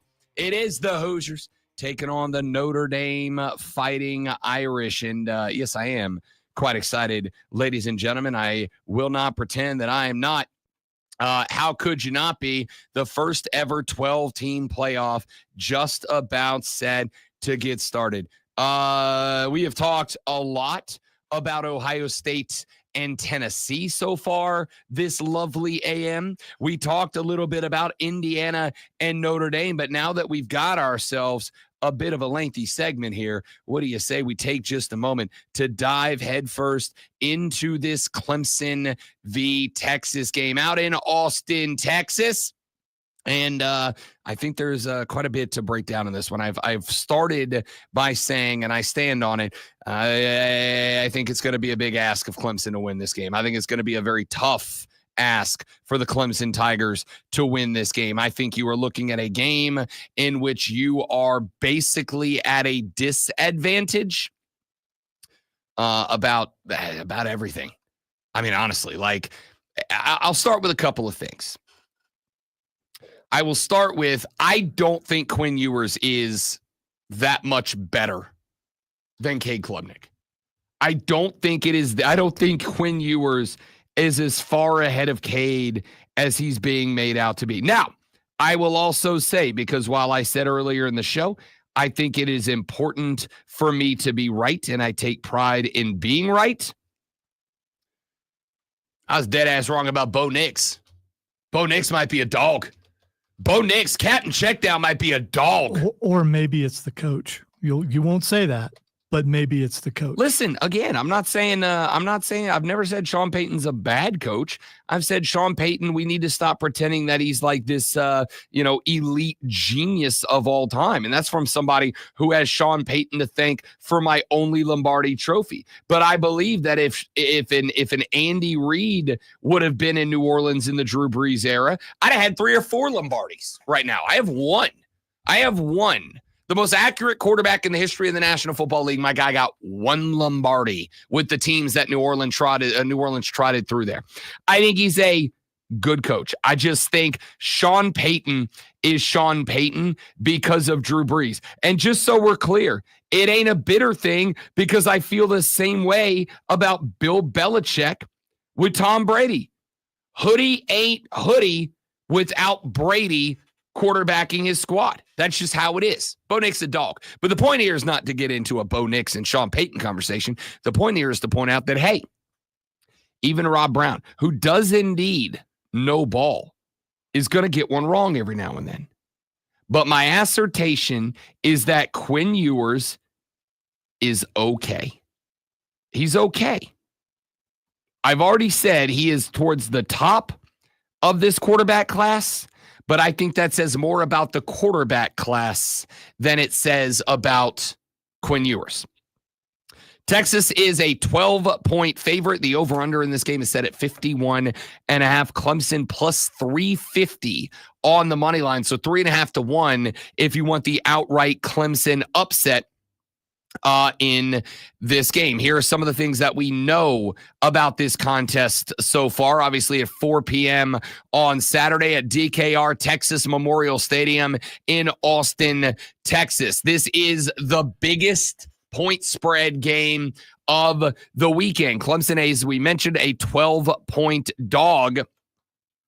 That is the widest margin of any first-round game. SMU, as we have mentioned, is an 8.5-point dog. You have got a 7.5 and a 7 out there. The Longhorns have been, let's say, inconsistent in the back half of this season. Inconsistent in the back half of the season. They have blown out opponents. They have also avoided one-score defeats just barely with one of the easiest schedules in the Southeastern Conference. There is always, as we mentioned, Quinn Ewers, there is always the fact that Arch Manning is waiting in the wings for his opportunity to step in and build on the family legacy. So who are we keeping an eye on here? We are talking about Cade Klubnik, obviously. Second half of the season as a starter has been dramatically better. Finished the year with over 3,300 yards, 33 touchdowns, and just 5 picks. You compare that to last year when it was 19-9. It's a big improvement. I do not think that it is a good thing that Cade Klubnik... Listen, Dabo told us on this show during the offseason that one of the things that he is looking for is for Cade Klubnik to become a more frequent and more comfortable rusher of the football. He ain't Mike Vick. He's the second leading rusher on this team. 458 yards, 7 touchdowns. Do I want to rely on Cade Klubnik to have to literally carry this team? I don't know, because I've got Phil Maffa, who does have 6 100-yard games, but is dealing with a minor shoulder injury that Dabo Swinney said will require surgery in the offseason. How much can I lean on Maffa to where I don't have to lean on Cade to be the primary ball carrier? And I'm going to tell you right now, Texas's DBs are about as good as anybody that Clemson has faced since they scored 3 points against Georgia back in week number 1. That is problematic for this team. I'm worried about that. You do have to worry about the wide receiver room. We've talked a lot about that. You've got guys like Antonio Williams who have stepped up in spots, like Brian Wesco Jr., who had a big game in the ACC title game. But you lost a couple of guys as well. And it's not that they were big-time producers. It's that they were depth guys. They were guys that I could go to a 5-wide, and you had to look at them and go, okay, there's potential they get involved.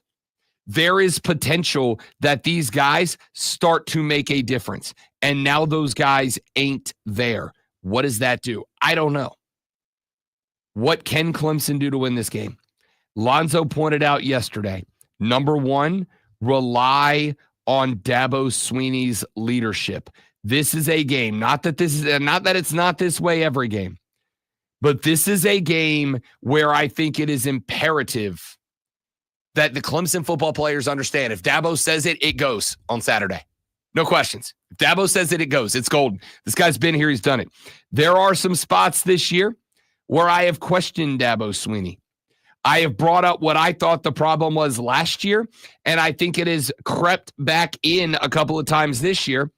I think there have been a few spots where Dabo Swinney has told Garrett Riley, step back, I got this, and taken over the controls and run the offense a different way. I can't have that. But I do need every aspect of the management side of the game.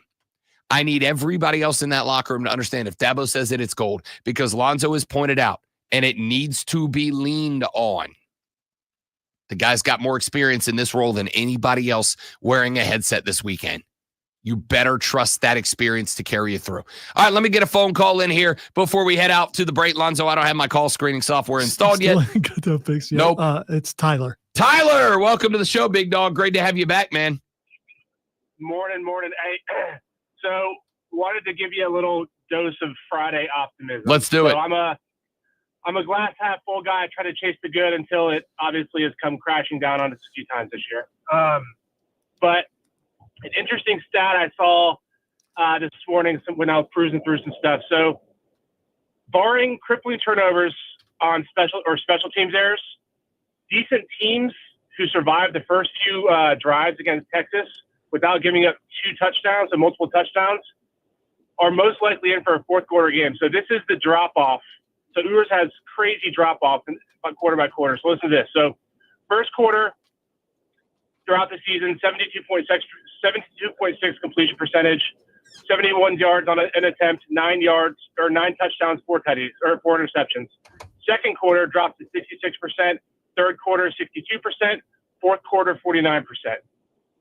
So since Texas scored 15 points in the third quarter against Georgia on October 19th, they've totaled 13 third quarter points in 6 games to 48 as opposed to their opponents. So, I mean, my take on that is a close late game with Clemson fans and Texas fans basically waiting for Ewers or Cade Klubnik to make a back-breaking mistake would make for pretty high drama at 7 o'clock on Saturday night. Actually, Tyler, I really like that point. Hang on, I want to respond and get your thoughts. I actually really like that point. The reason I really like that point is because there is one thing I've said about Steve Sarkisian for a long time, and that is there's not a lot of tinkering. He kind of he grew up in that Nick Saban coaching tree, and I think he still rolls with that Nick Saban coaching tree. And what I mean that is Nick Saban was a dude I said for years, Nick doesn't beat you on game day. Nick doesn't beat you by seeing what you're doing and what you're not doing and adjusting his team to that. Nick beats you by having his team so damn disciplined in what they do that it doesn't matter what you do. He's got a bunch of thoroughbreds and he's got his plan figured out. Sark comes from that school. You don't see a lot of tinkering with Texas. They just kind of do what they do week in and week out. And teams at halftime that have coaches that can look, see, adjust, and change things up, they do well against Texas. That is where I think Lonzo nailed it in that Dabo's experience in games like this matters. He's the dude that I trust more than Sark to go in the locker room at halftime, see what's working, keep it, see what's not, trash it and adjust it. And those are the things that beat the Texas Longhorns. That's why this team is not a guaranteed Texas win for me. No, 100%. That coupled with the extra week of preparation, so I think you're 100% right on that. I think we're going to have some things go in our favor. We're going to have some breaks. I think it's been touched on multiple times. I think we're going to have to be plus 2 or 3 in the turnover margin. Maybe have a big special teams player too. Kicking game could come down to the fourth quarter, so we can't have stupid mistakes that we had in week 6, week 7, week 8. So, yeah, it's going to be a fascinating matchup. I really hope it's not as big of a – I think it's either going to be, 12 to 15-point win by Texas, or it's going to be, come down to the final drive, whatever way it goes. But I can't wait. Can't wait for these 4 games this weekend. It's going to be awesome. Y'all have a Merry Christmas and talk to the holidays. Tyler, Merry Christmas, buddy. Thank you very much. We appreciate it. Please check back in anytime you want as a matter of the Armada. My man, great to have you. Thank you very much. And I think that's a good call. Again, I do think there's a lot of Steve Sarkisian, or I should say a lot of Nick Saban in Steve Sarkisian. I said for years, and this is a take that I've had some people that really like it, and I've had some people that have called me an absolute loser moron for having it. But did they call you a puke? No, that's a really good one, though. I really like yes. that. I really like calling a guy a puke. That was my favorite thing today so far. Easy. That's a good insult. Steve Sarkisian, as a guy who came from the Saban coaching tree, has a lot of Nick Saban in him. And I've said for a lot of years, Nick Saban does not beat you with the X's and O's on game day. Nick Saban beat you on National Signing Day when he signed consistently top 1 or 2 or 3 classes. He outgunned you with the personnel that he had on the football field. Number 2, Nick Saban beat you by taking those thoroughbreds and having them absolutely dialed in with discipline, absolutely dialed in on what the game plan was and how it needed to be operated. And then when it came time to play football on Saturday, Nick Saban's fellas were just more ready than you. I think Steve Sarkisian is trying to replicate that model of football that Nick Saban had. I think Steve Sarkisian is a guy who says, we're going to do what we do. It doesn't matter what they do. We have the better game plan. We know what we want to do. We know how to do it. We are going to do it.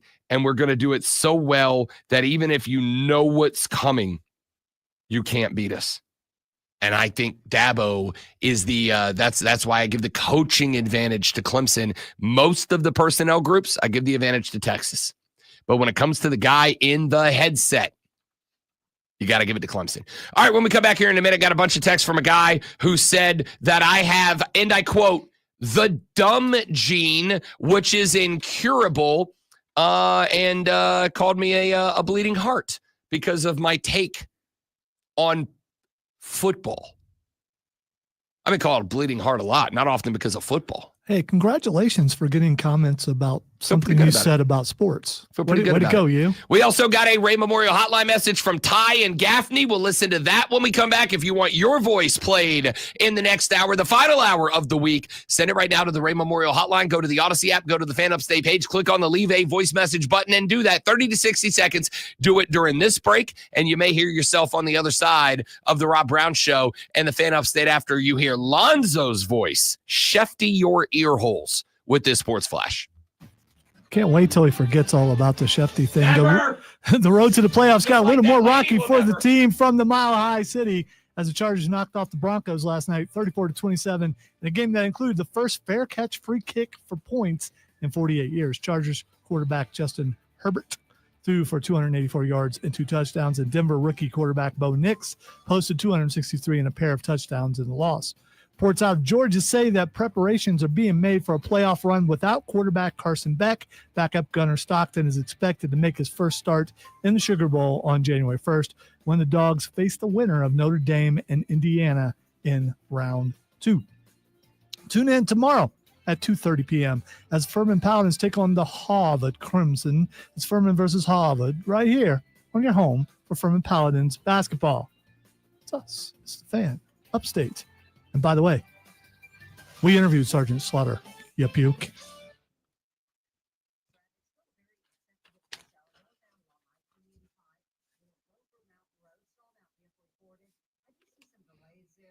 Wasn't calling you a puke, Pat.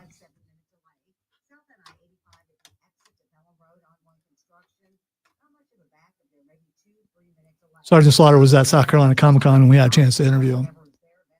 We've interviewed so many wrestlers. It's so weird that I sometimes forget. It's like, oh, yeah, we did. We talked to that guy.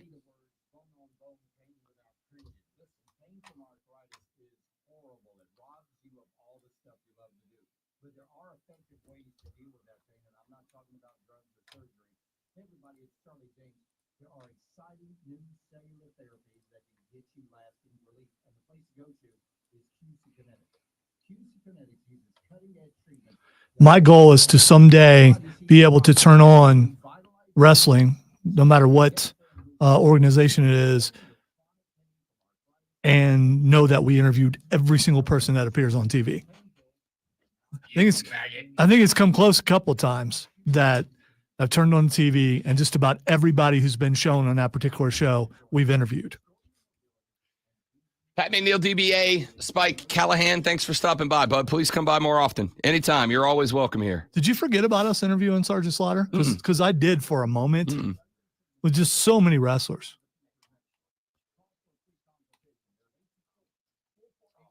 Hopefully we're not done yet. So I think we both can agree that we'd love to interview Chelsea Green. Yeah, and I'm saying her name the right way. It doesn't work when a guy says it.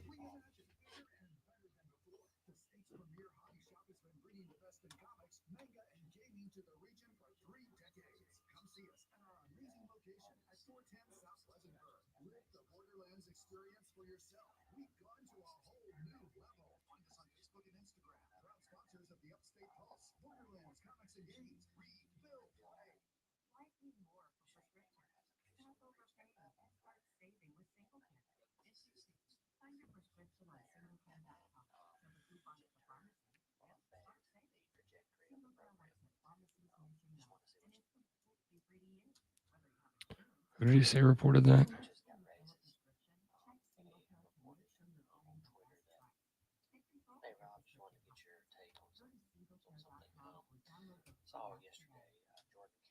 Jordan K. My family's in for the holidays and I need gift ideas. That's why we're here. Staples has amazing deals on everything you need. Photo gifts, laptops, and gaming systems. According to the internet, so it should possibly might more than likely be true. The Chiefs are the favorites to trade for Jets star receiver Garrett Wilson, per Bovada official. It's a work. Bovada official? That's like a betting site, isn't it? Cheez-It has signed Lenora Sellers to an NIL deal. Way to go. I mean, you know.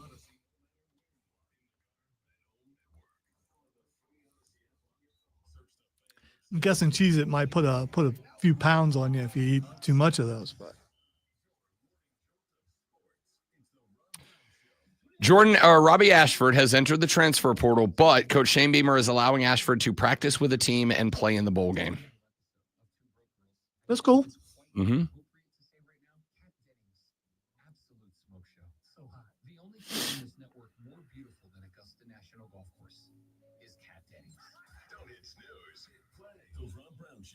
Was now in a new series, by the way.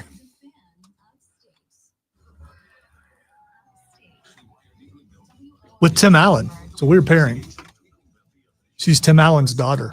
I saw a preview for that. Yeah, I haven't watched it, but I don't know if it's out yet, but I've seen the preview. Three friends, first break. 10-4.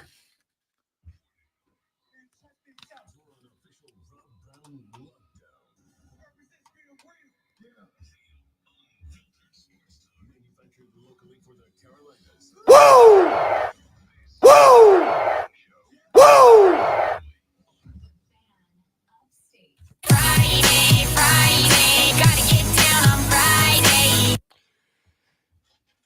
The fourth, the final, the money hour of the Rob Brown Show goes now. Welcome back, ladies and gentlemen. It is the Fan Upstate. Rob Brown, the Great One Lonzo, and you. Be a part of the radio program. Lots of ways to do it. The final 60 minutes of the week that you can do so, go right now. Here's how it works. The renewal by Anderson of the Carolinas fan phone, 844-326-3663. That's 844-FANFONE. You call in, you get on the radio. You text us at 71307. 71307. Start your text with FAN, F-A-N, and we will read them on the show. You tweet us at The Rob Brown Show, at Lonzo on Word, at The Fan Upstate. You join the live stream by going to facebook.com/The Fan Upstate, searching and subscribing to The Fan Upstate on YouTube, or The Rob Brown Show on Facebook, YouTube, and Twitch. We stream all 4 hours of the show every day of the week. We have got Pat McNeil, DBA Spike Callahan, Wesley, William, George, James. Who else is in there? Luke with the Gatos, Lawn Tractor Life, Jason, all hanging out with us in the live stream right now. And you can join the crew. And Mad Crafter, all joining us on the stream right now. Winning. Join us at facebook.com/The Fan Upstate, The Fan Upstate on YouTube, or The Rob Brown Show on Facebook, YouTube, and Twitch. And, of course, there is for you the Ray Memorial Hotline. You go to the Odyssey app, AUDACY. You go to the Fan Upstate page, and there's a button that says leave a voice message. Click on that button. You directly record into your phone, 30 to 60 seconds. It comes straight to my computer, like Ty and Gaffney did. And I forgot to switch my thing over, even though I said to myself, hey, don't forget to switch the thing over, you big, stupid idiot. Ty and Gaffney. Hey, Rob, just wanted to get your take on something.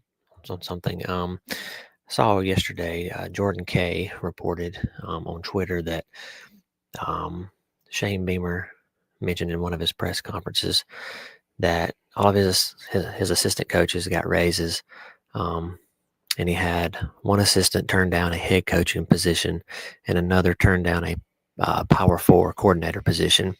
Do you feel like that Shane Beamer has officially reached a level to where he can maintain his assistants and keep them there, which in turn will affect the trajectory of the program? Just wanted to see what you thought about that. First off, Ty. Yeah, you're probably going to say the same thing. Way to keep it quiet. I mean, he cares for his family or wherever he is, and he's keeping it quiet. First off, Ty, I hope you didn't wake your wife up, because I assume that's what you were doing there. The lady's still asleep. Can you be that quiet? Yes. Are you sure? Ability to and desire to are very different. Oh, okay. Yeah. So you're loud on purpose. Yes. All right. When the lady friend lays her angelic head down to go to sleep at night, if I'm talking like playing the she's still Xbox, your friend, by the way. the lady friend always will be. Okay. If Rob Brown's in there playing some, if he's in there playing a little Rocket League with the boys. No, not with himself. Stop laughing. No, I was laughing because I saw the fingernail polish again, and I'd forgotten all about that. Yeah. If Rob Brown's in there playing a little Rocket League, or it used to be Call of Duty, but that game sucks now. Playing a little video gameage with the boys on the Xbox Live, because that's how that's how we get our QT, ladies. You got to let us play some games. All right. If we're in there playing video games, the absolute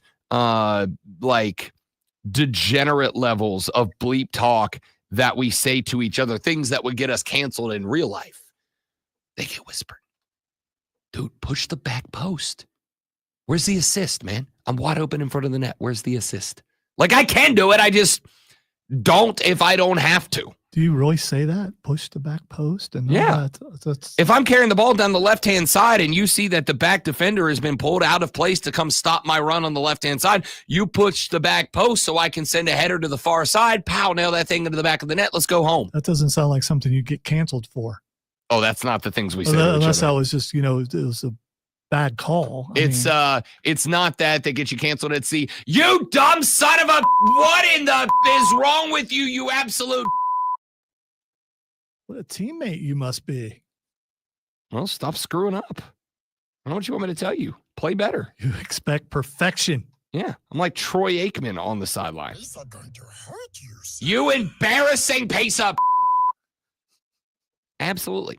All right, Ty, I'm glad you sent that message on the Ray Memorial Hotline, and I'm glad you did, because in my audio folder right now is the exact piece of audio you were talking about. Jordan Kay put this up on his Twitter. I grabbed it for you. Here is Shane Beamer. Approved yesterday.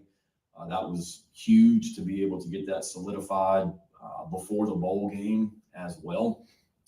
I had gone to Coach Tanner late in the season about we need to do some things and solidify some things with these coaches in regards to their futures here, what they deserve.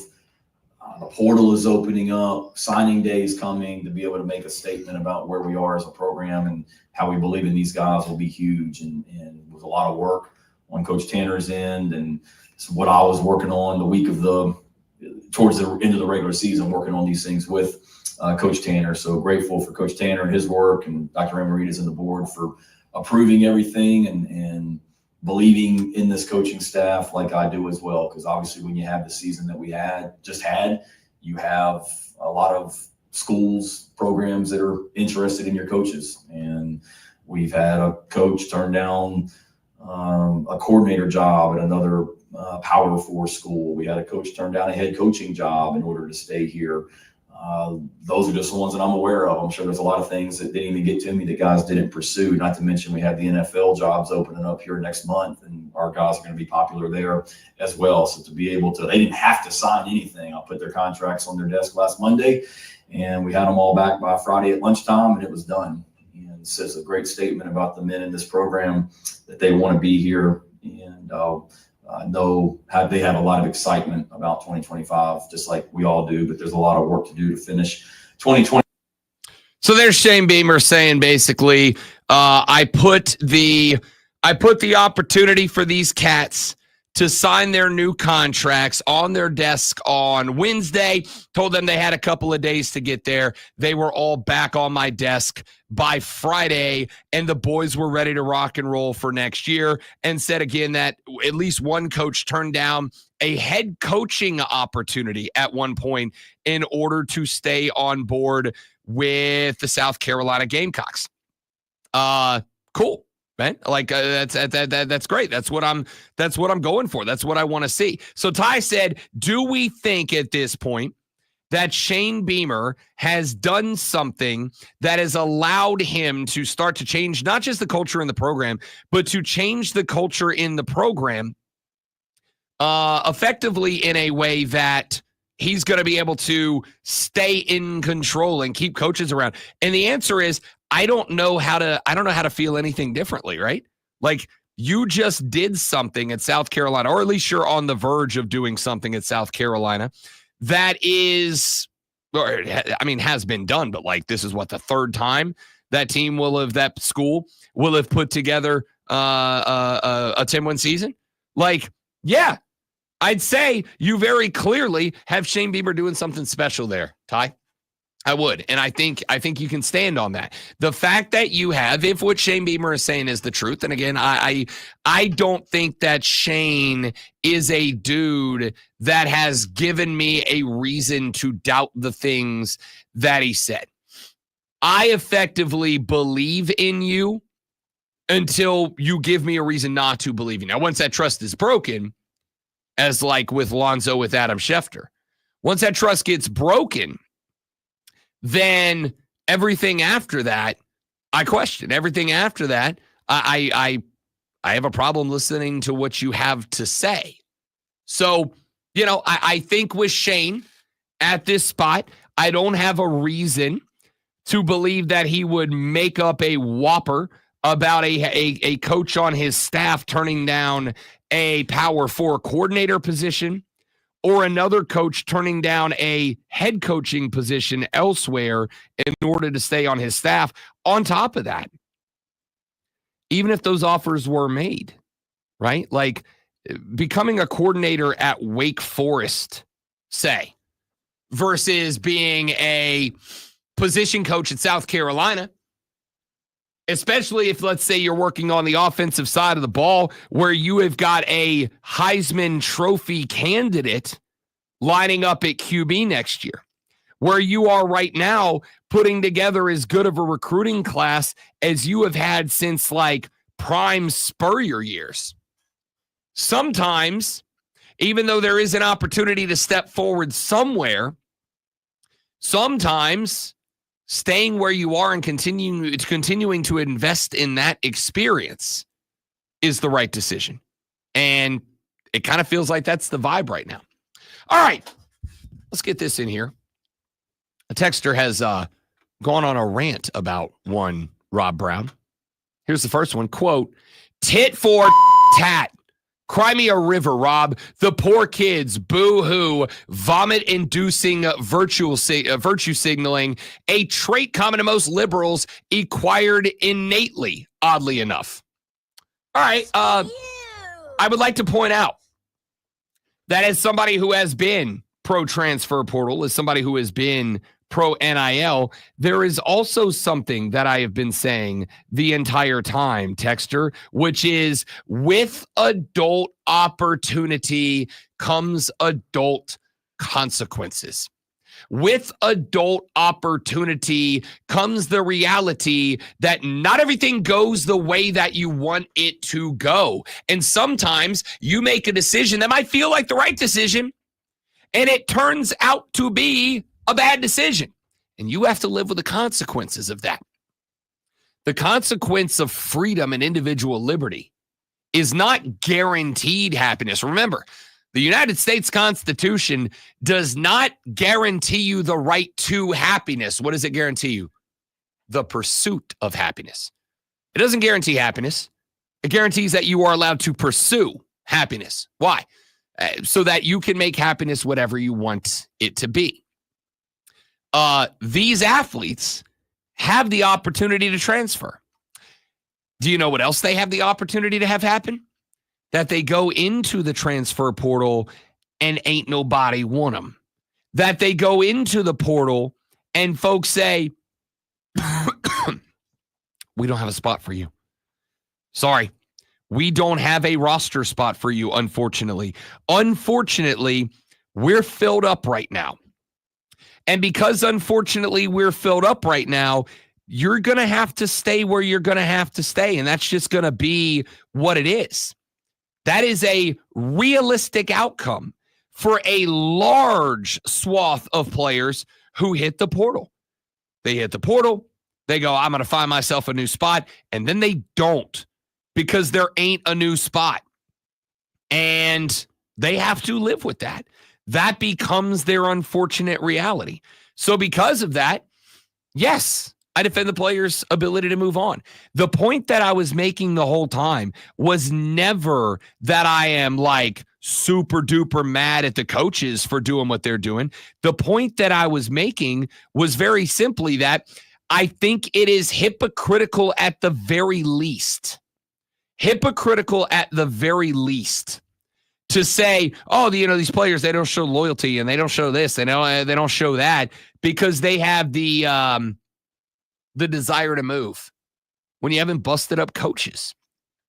The same texter then says, Rob, where did that narrative originate with Peyton? Parcells? 100% wrong. Loud wrong about Belichick. Brady is the GOAT, but they are not mutually exclusive. You, like many others, are victim to years of binary thought process, a.k.a. the dumb gene. Incurable, by the way. No, texter. Are they mutually exclusive? No. In fact, I would argue Hoodie and Sean Payton are both good coaches. But the argument was not that Sean Payton and Hoodie suck. That would be binary thought. You're either good or you're bad. There's no middle ground. The argument for me was and always has been, they're good coaches, both who got partnered up with all-time quarterbacks. I had to look up binary thought because I had never heard that before. Yeah, either it's one or the other. It's probably what you think about me sometimes looking at the definition. It's what I think about everybody at times, including myself. I think all of us. If I ask you to write down a list of words that you think Rob Brown says on this show, I would imagine that you're going to put the word nuance at the top of that page, or at least close to it. What, a list of words? Yeah. You mean words that you say way too much? Yeah. Nuance is going to be way at the top of that list. No, it's going to be way below big dog because that's probably so. Probably like at the top. Probably so. Yeah. But nuance is going to be, but still. Nuance is definitely going to be in the top 5 words that I say on the show. What you are talking about here, texter, is nuance. The nuance in the conversation is that you are correct. I don't think Breeze or Brady would have had the career that they had without Belichick or Sean Payton. But I also think that the legacies of Payton and Belichick are both because of the quarterbacks. I think without those guys, they're both Mike Tomlin. Pretty good coach. Pretty good coach. A guy that I'm falling over backwards to go grab? Not really, but a pretty good coach, right? And that's what I'm leaning on. Pretty good coach who both got partnered up with an all-timer. See, that would be like radio. Rob, pretty good host. He gets paired up with me, and then suddenly he wins awards. I mean, yeah, there you go. Pretty good host that I got paired with the Tom Brady of producers, executive producers, who also talks and has his picture on the building. So I mean, my head's bigger. Texture said, not today because you're wearing that beanie and it's covering it. Texture said, have there been kids that went to the transfer portal, couldn't find a new team, and their old team said we don't want you back, and then didn't get to play that year? Yes. Yes, there were over 1,500 players in the portal last year. A large number of them did not find a new school. Did not know that there would be no landing spot. Now, there are other aspects of this. Robbie Ashford, the backup quarterback for South Carolina, he's in the portal. Not only is he in the portal, but he is in the portal and currently on his way to Las Vegas, Nevada, where he'll be working out for the UNLV Rebels. But Shane Beamer said, tell you what, dog, Why don't you stay on the team? Shane Beamer said you can stay on the team, you can practice, and Robbie Ashford is going to be playing in the bowl game for the Gamecocks. Going to be actively playing in the bowl game. Is he going to be playing now? That's what Shane said. Okay. All right. Yeah. All right. Said he can stay on the team, he can run through practices, and he can he can play in the bowl game. Well, I'll tell you, I think that's pretty dope, to be honest with you. I think it's dope of Shane Beamer. I think it's dope for Robbie Ashford. But if Robbie left and UNLV then said, sorry, bro, we ain't got the room for you, and he didn't have anywhere else to go, yeah, absolutely, he could end up in a spot where he doesn't have a team to play for next year. That's a realistic possibility. If you want to keep Lenora Sellers safe, you just play Ashford the entire game, and then you got. For the Sellers record, I ain't even dressed in Lenora Sellers. I don't even want you warming up, brother. I don't even want you warming up in this one. All right. Let's run to a break. We'll come back here in just a minute from now. If you would like to insult me on the text line, 71307 is the number, 71307. Start your text with FAM. When we come back, let's look at the other two games we haven't gotten to yet. We'll talk some NFL on the way out the door. The Rob Brown Show rolls on. It is the Fan Upstate. Free friends. All right, guys, one more live, and we're coming right back. Stay right there for me. Thank you.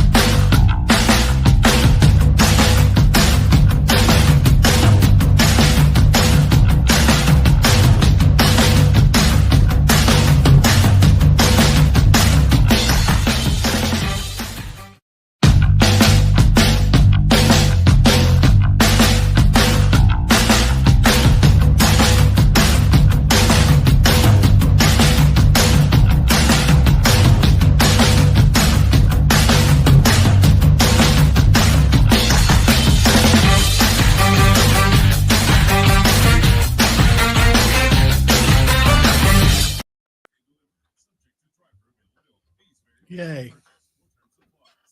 Took me nearly 4 hours, but it did it.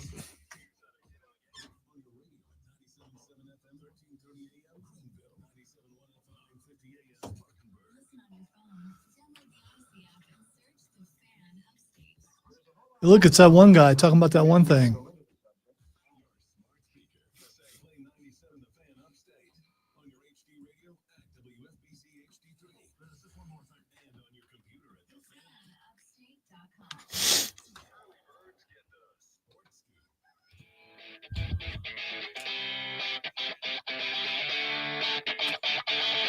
$71,307 is the text line. Start your text with FAN. I want your predictions on round number 1 of the college football playoffs. They kick off tonight when Indiana travels to Notre Dame at 8 p.m. Tomorrow at noon, live from Pennsylvania, the Nittany Lions hosting the ACC runners-up SMU Mustangs. Then at 4 o'clock, the ACC champions Clemson on the road at the SEC runners-up.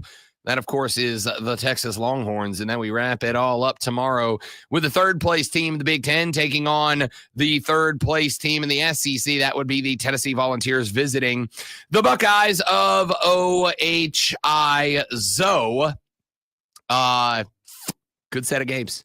Of course, Arizona State, Oregon, Boise State, and Georgia all getting first-round buys, all waiting to find out which of these 4 winners they will be taking on in round number 2. Of course, round number 2 are back to bowls. All of these games tonight and tomorrow, all of these games taking place on the home campuses of the schools with the higher seed. The games in round number 2 will all be bowl games. Clemson will move on to take Arizona State should they defeat Texas. If not, it'll be the Longhorns moving on to take on the Big 12 champs, the Arizona State Sun Devils, in the Chick-fil-A Peach Bowl, New Year's Day at 1 o'clock in the afternoon. The Rose Bowl will host number 1 Oregon taking on the winner of Tennessee and Ohio State. That game at 5 p.m. on New Year's Day. The Peach Bowl, Arizona State versus the winner of Clemson, Texas, will be at 1 o'clock on New Year's Day.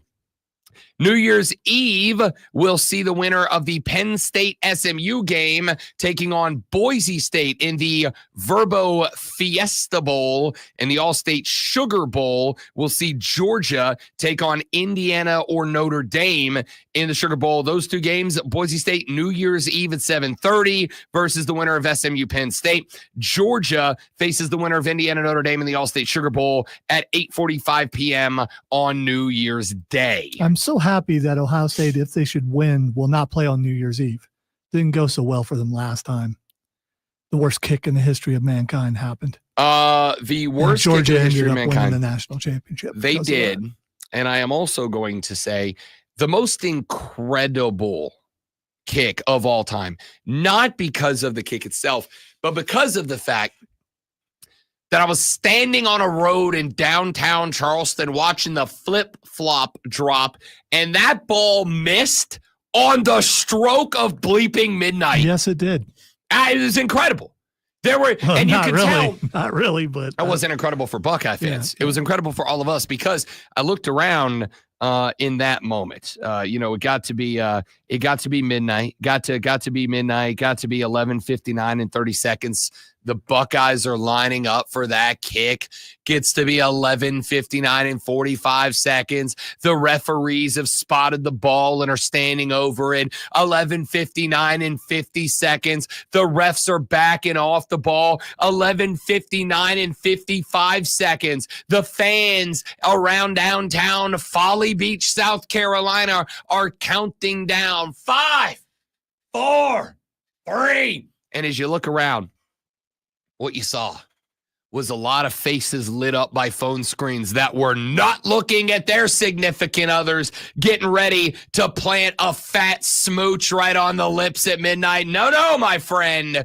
It was just a bunch of dudes staring at a kick sailing through the air. I didn't. I'm a good husband. I turned, planted a big old fat one right there on the girlfriend at the time. And then I looked around and went to the guy next to me. Did he make it? And he went, he missed it. He missed it at exactly midnight. Sucked for Lonzo. However, the most amazing missed kick I've ever seen in my life. Timed it perfectly with the stroke of midnight. That's unbelievable. It wasn't midnight down there. It was 11:50 or 10:59 there, but it was 11:59 and 59 seconds when that thing missed for us here on the East Coast, and it was absolutely spectacular. Michael in Simpsonville texted the show 71307. He said, Lonzo, being from Ohio as well, thank you for reminding me of one of my worst nightmares. Yeah, but again, Ohio State doesn't have to play on New Year's Eve. If they beat Tennessee, they get to play on New Year's Day, so we don't have to worry about that. But much as Rob brings up some things, I will never forget that. Just because, as you said, the fact that it happened right at that exact moment. And it was pretty spectacular. Legit. It was pretty spectacular. All right. We have got a matchup going down tonight in Indiana. We talked a little bit about this one earlier in the show, all the way back in hour number 1. Let's bring it up here because it is the first game in our new 12-team college football playoff. The Indiana Hoosiers heading, I think, north to South Bend, Indiana. I don't know where they are. I don't know. It's just say across state. I mean, because that works, right? Michael in Simpsonville said, by the way, and boys, I have a 3-3 condo with a pool on Folly Beach. Hit me up. Michael in Simpsonville, done. I love Folly Beach. Folly Beach, however, was where I've never been there before. Folly Beach is incredible. I love Folly Beach. Folly Beach also, however, is the spot where I passed out and broke my two front teeth. Yeah, my two front teeth. That's like the area where the well-to-do go. Folly Beach? Now, Folly Beach is welcome to everybody. Is it? Okay. Yeah, Folly Beach is great. All right. 12-team college football playoff kicks off tonight with Indiana versus Notre Dame. This game is a game that I am going to lean on a football cliche, and you guys know how I feel about cliches. That is, I don't particularly love them, but I'm going to fall down on a football cliche here, and that football cliche is going to be this. Control the line of scrimmage, win the game.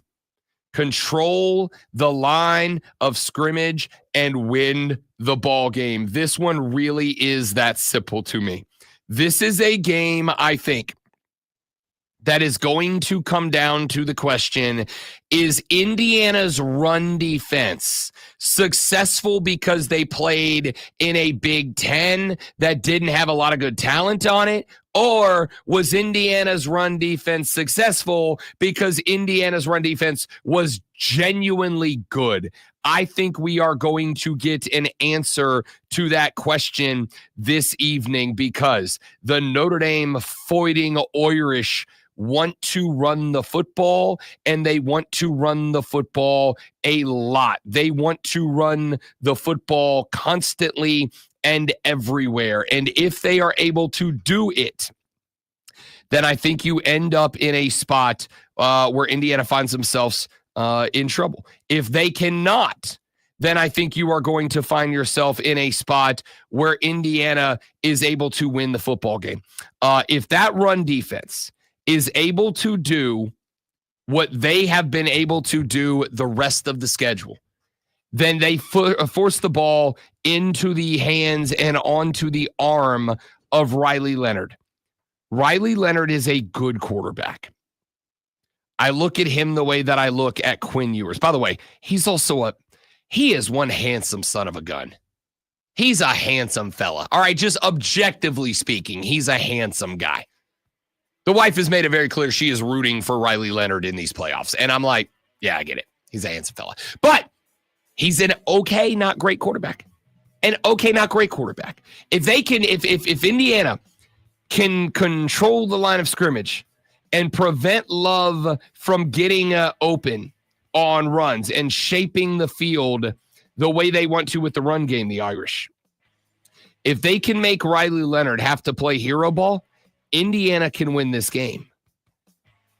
But that's a big ask because this is a very good Notre Dame offensive line that has produced a bunch of NFL linemen the last few years. And Indiana has not, I don't think, faced this level of intensity outside of the Ohio State game. And that didn't go great.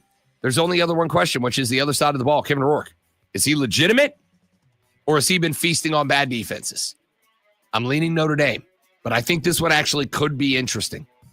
Take a break. Back after this on the Rob Brown Show on the Fan Upstate.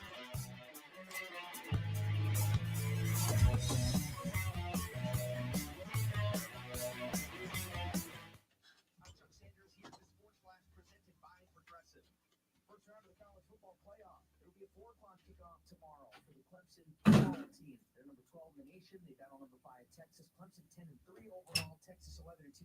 The matchup in Austin. NFL this Sunday, the Panthers are home against the Arizona Cardinals. Furman men's basketball is riding a 4-game winning streak. Tomorrow they'll take on the Harvard Crimson. All right, guys, let me step away for just 1 minute. I will be right back.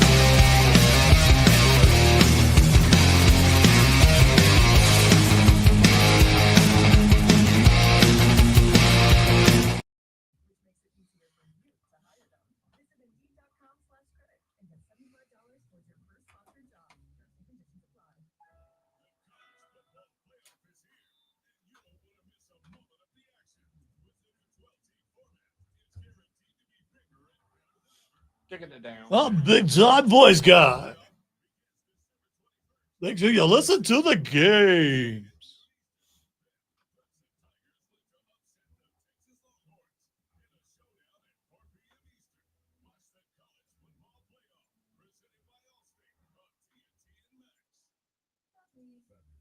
La, la, la, la, la. It is weird that the playoffs are on TNT and Max. Not all of them. Not all of them. But some of them.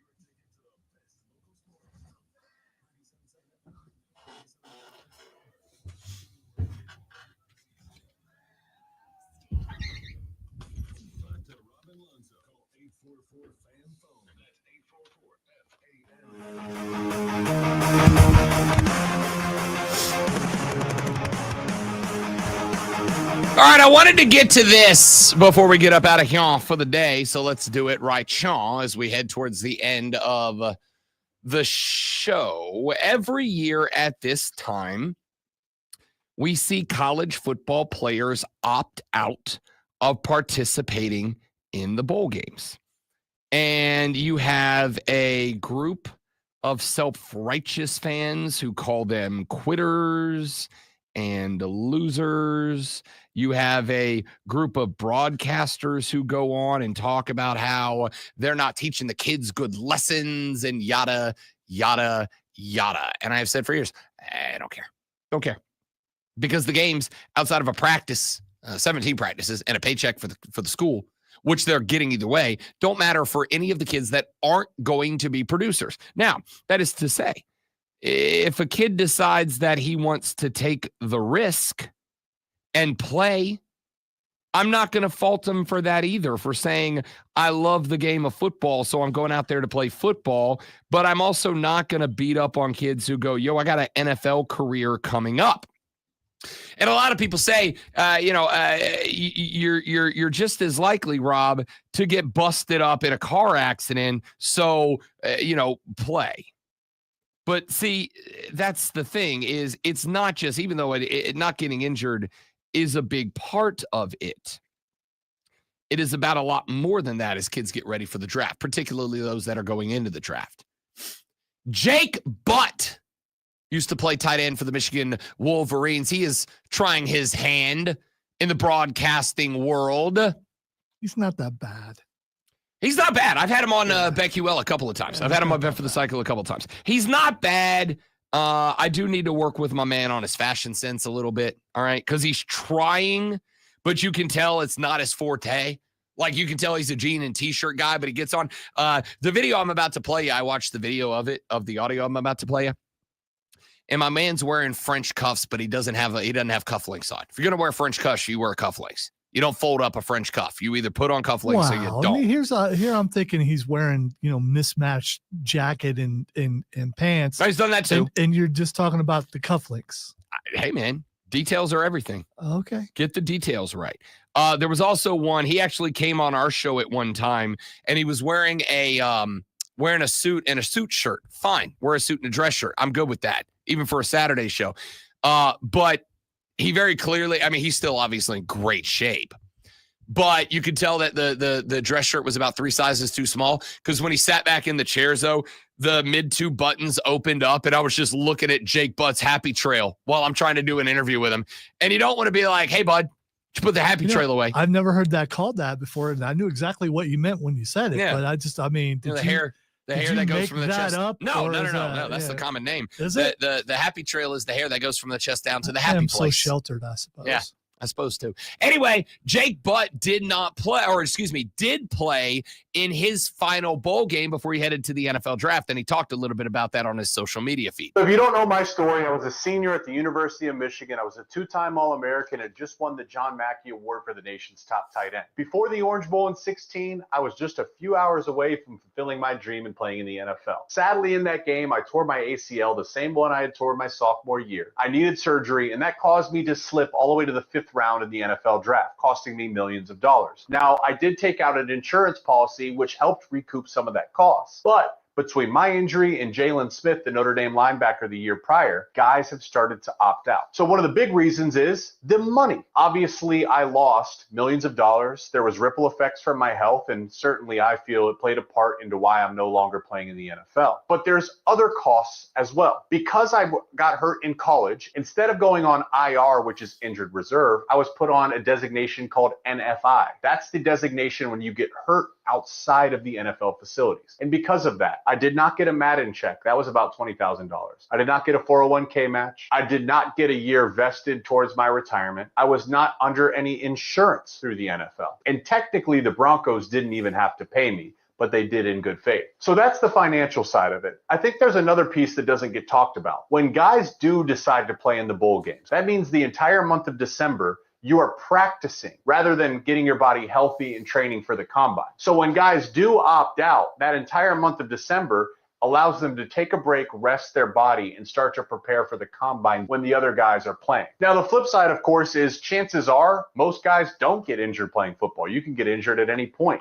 For me, I was voted captain by my teammates. I love the game of football. I love the University of Michigan. And to this day, I maintain I would not change my decision. But I'm here to say that these bowl game opt-outs are a lot more complicated than people might make it seem on the surface. Yeah. I mean, listen, this is, like I said, I absolutely will not fault guys for not playing in the bowl game, because it is a heck of a lot more than just a matter of, I want to get ready for the draft, which absolutely is the case.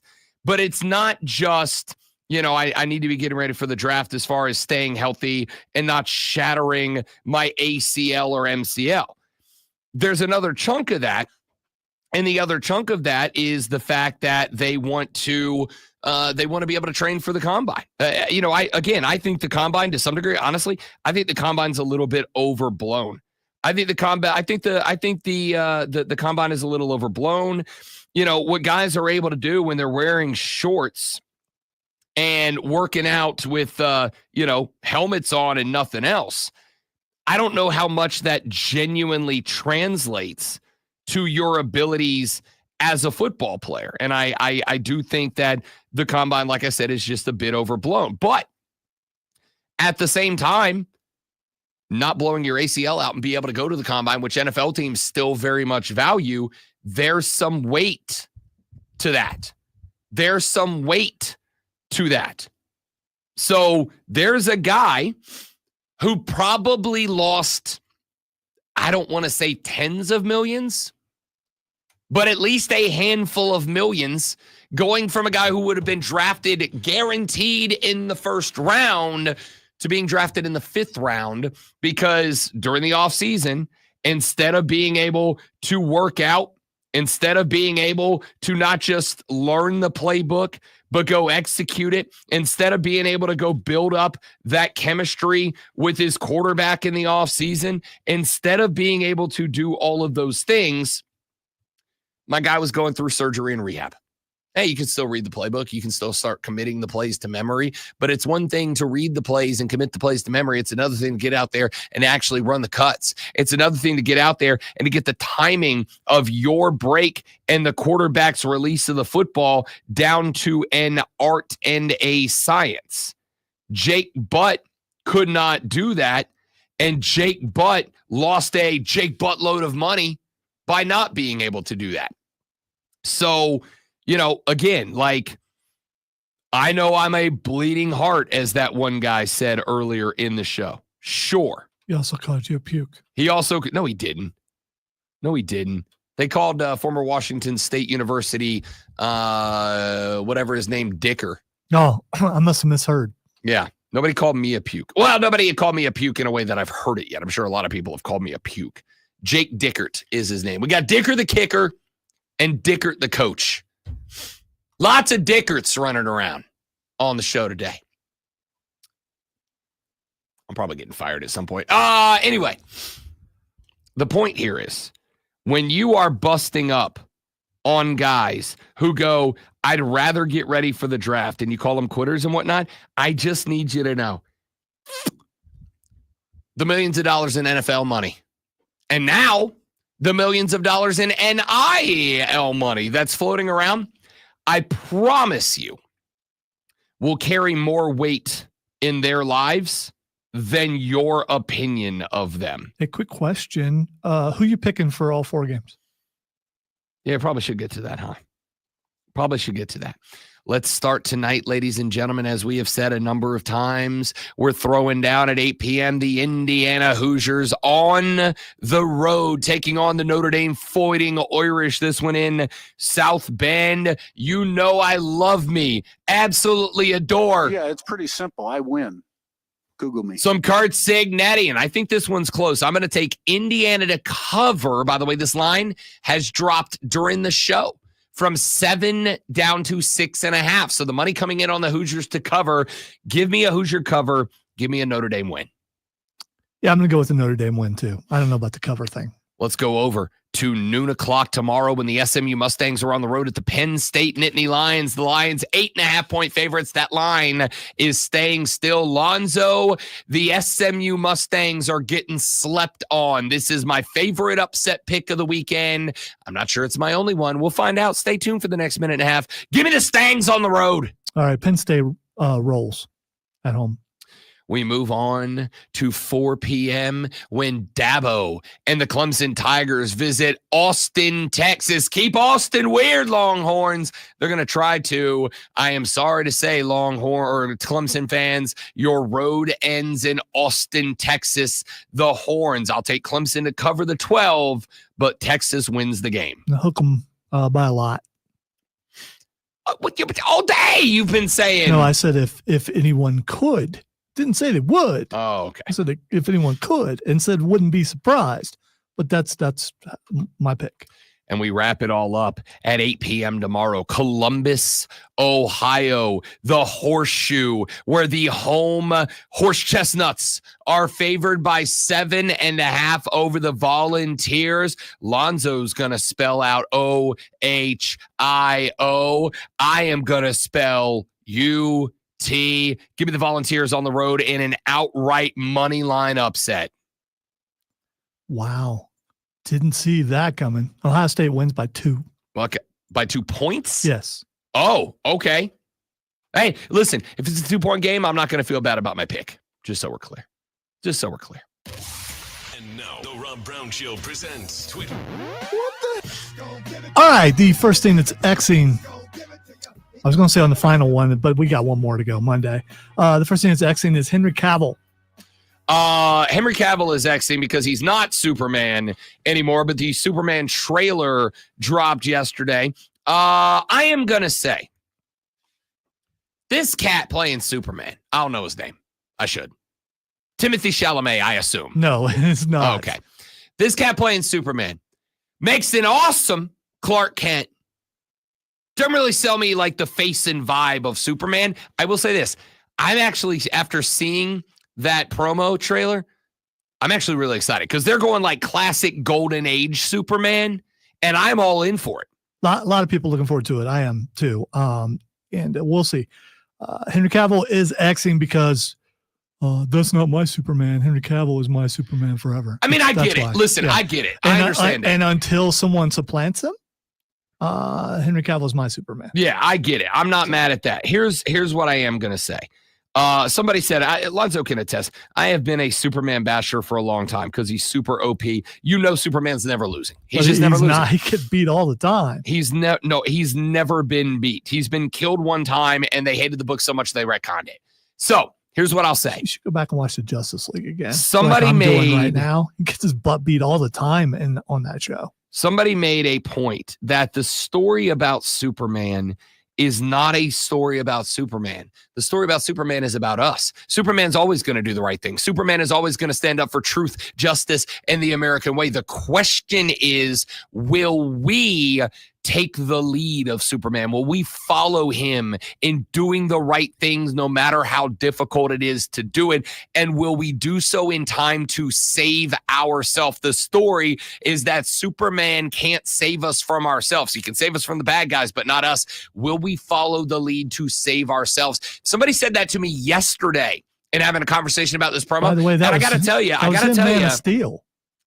His dad said that to him. I am completely and entirely over the past 24 hours reevaluating my lifelong stance on Superman to the point that I am going to Borderlands this weekend to buy some not the real expensive ones, but to buy some Superman comics and reapproach them with that mindset. And I'm kind of excited about it. It's the first time in a long time I'm like, I'm kind of excited about reading a comic book. Yeah, that dude that was in Gladiator who was Russell Crowe? Yeah, he says be a light to them. And he talks about exactly what you were just saying. All right. The next thing that's Xing is Sammy Sosa. Sammy Sosa is trending. I should have brought this up earlier in the show. That is my bad. Sammy Sosa is trending because Sammy Sosa, after he was done being a Chicago Cub, was not the best dude to the Chicago Cubs. Well, he penned a very exhaustive apology letter to the Chicago Cubs, and they have accepted the apology. So coming up this baseball season, we will see the reunion of Sammy Sosa with the Chicago Cubs, the team that he became Sammy Sosa with. Sammy Sosa. I'm pretty excited about that. Sammy Sosa. All right. And finally, snow is Xing. Snow is Xing because it is currently snowing in South Bend, Indiana, lots of other places, I assume as well. But the only place I care about today is South Bend, Indiana, when Kurt Signetti and his who? Yeah, it's pretty simple. I win. Google me. Hoosiers take on the Irish in game 1 of the 12-team college football playoff. 8 p.m. Be back on Monday because we'll talk about it. All right. Tune in tomorrow night. 98.9 WRD, Upstate Pulse annual Christmas karaoke special. Rob's going to do something that you guys haven't seen him do before. Play so cowbell. Tune in to that. Other than that, why ruin it? Okay. Y'all have a great weekend. Don't drink and drive. I'll punch you right in your stupid mouth if you do. Have a spectacular college football weekend. We'll break it all down when we return on Monday and do it all over again, but better on the Rob Brown Show in the Fan Upstate. Later! Yeah, it's pretty simple. I win. Google me.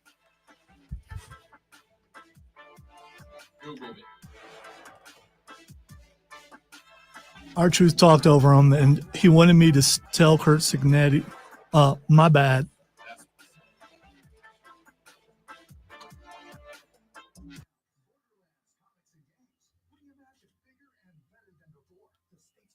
That's never going to happen, Steven, ever. Not entirely his fault either. Some of it is definitely his fault, but not entirely. Yeah. But I'm going to tell you right now, the hardest thing in the world about being an adult is scheduling things with other adults. It's just, it's impossible to do it. I promise you, let's say, unnecessarily long hiatus of Ray D and Dio is not because Rob Brown doesn't want to play Ray D and Dio. It is the fact that Rob Brown already works 4 hours every Saturday. And then, because Rob Brown took a job in radio, also works a lot of other Saturdays too. And so to get up here on Saturday nights to be able to DM for the fellas is kind of a pain in the butt. And as I told Lonzo earlier, it's not just that I'm not playing with them. I have 2 other games I DM, and I haven't played with either one of them in the exact same length of time, to the point that they are still calling me like, hey, are we playing again? And I'm like, I really want to. There is a goal for me, which is sometime in the next handful of years to kind of be able to free up more free time down the line. I got one thing working right now that may assist with that, but we'll see. We'll see. If I can get some of my free time back, we will start it back up. Because I got to tell you, I have in the campaign that I wrote for Ray D and Dio, I have one of my favorite story hooks I have ever written for a D&D game that I set for Lonzo and the fellas. And by the way, it's just sitting there. My backstory was pretty amazing. And if it came into play, it was going to cause some major conflict with those playing, and it would have been fun. Lonzo's totally a PvP D&Der. No. It's more about animals, but anyway. Oh, man. Yes, Steven, I we'll did watch find Maverick, out which is why I came in here and gave an entire rundown of how it's just Star Wars with jets. And that's okay. That's okay. I'm not against it, but it's just Star Wars with jets, except Obi-Wan doesn't sacrifice himself. That's it. Obi-Wan keeps flying X-Wings, except they're F-18s. And Rob's favorite actor's in it, and I don't mean Tom Cruise. Which one? Val Kilmer? No. Because Val Kilmer is in it. He is. And it's pretty great. That Niles, whatever his name is. Oh, I don't have an issue with that guy. You did. I just have an issue with, like, the ladies making him a big time sex symbol. I'm like, that dude's a pretty generic standard white dude. Like, why is that guy elevated to sex symbol? And for the record, I watched it with the lady friend, and she said the same thing. She's like, that dude is remarkably sexy. And I'm like, why? It's not a hating thing. Like, good for him. But what about that? Yes, he's got a 6-pack. Is just every dude with 6-pack immediately elevated to sex symbol status? Or, because she was like, oh, you know what she told me? I remember exactly what it was now. She said, because he's hot and attainable. And I'm like, what do you mean? And she's like, if I walked into a bar and there were a bunch of like knockout models and then that guy at the end of the bar, I feel like I could get that guy to go home with me. And I'm like, that's me. You're describing me. I'll go home with you right now. I am home with you right now. And then she tried to soothe my ego by telling me that she thought I was sexy too. And I said, I don't like when you lie to my face. So I know it's inappropriate. We're out of here, dudes. Got a jet. Y'all have a great weekend. Please come back Monday. Tell your friends about us. We're trying to get rich and famous. Have a lovely rest of your day. You're all amazing people, and we love you. Goodbye.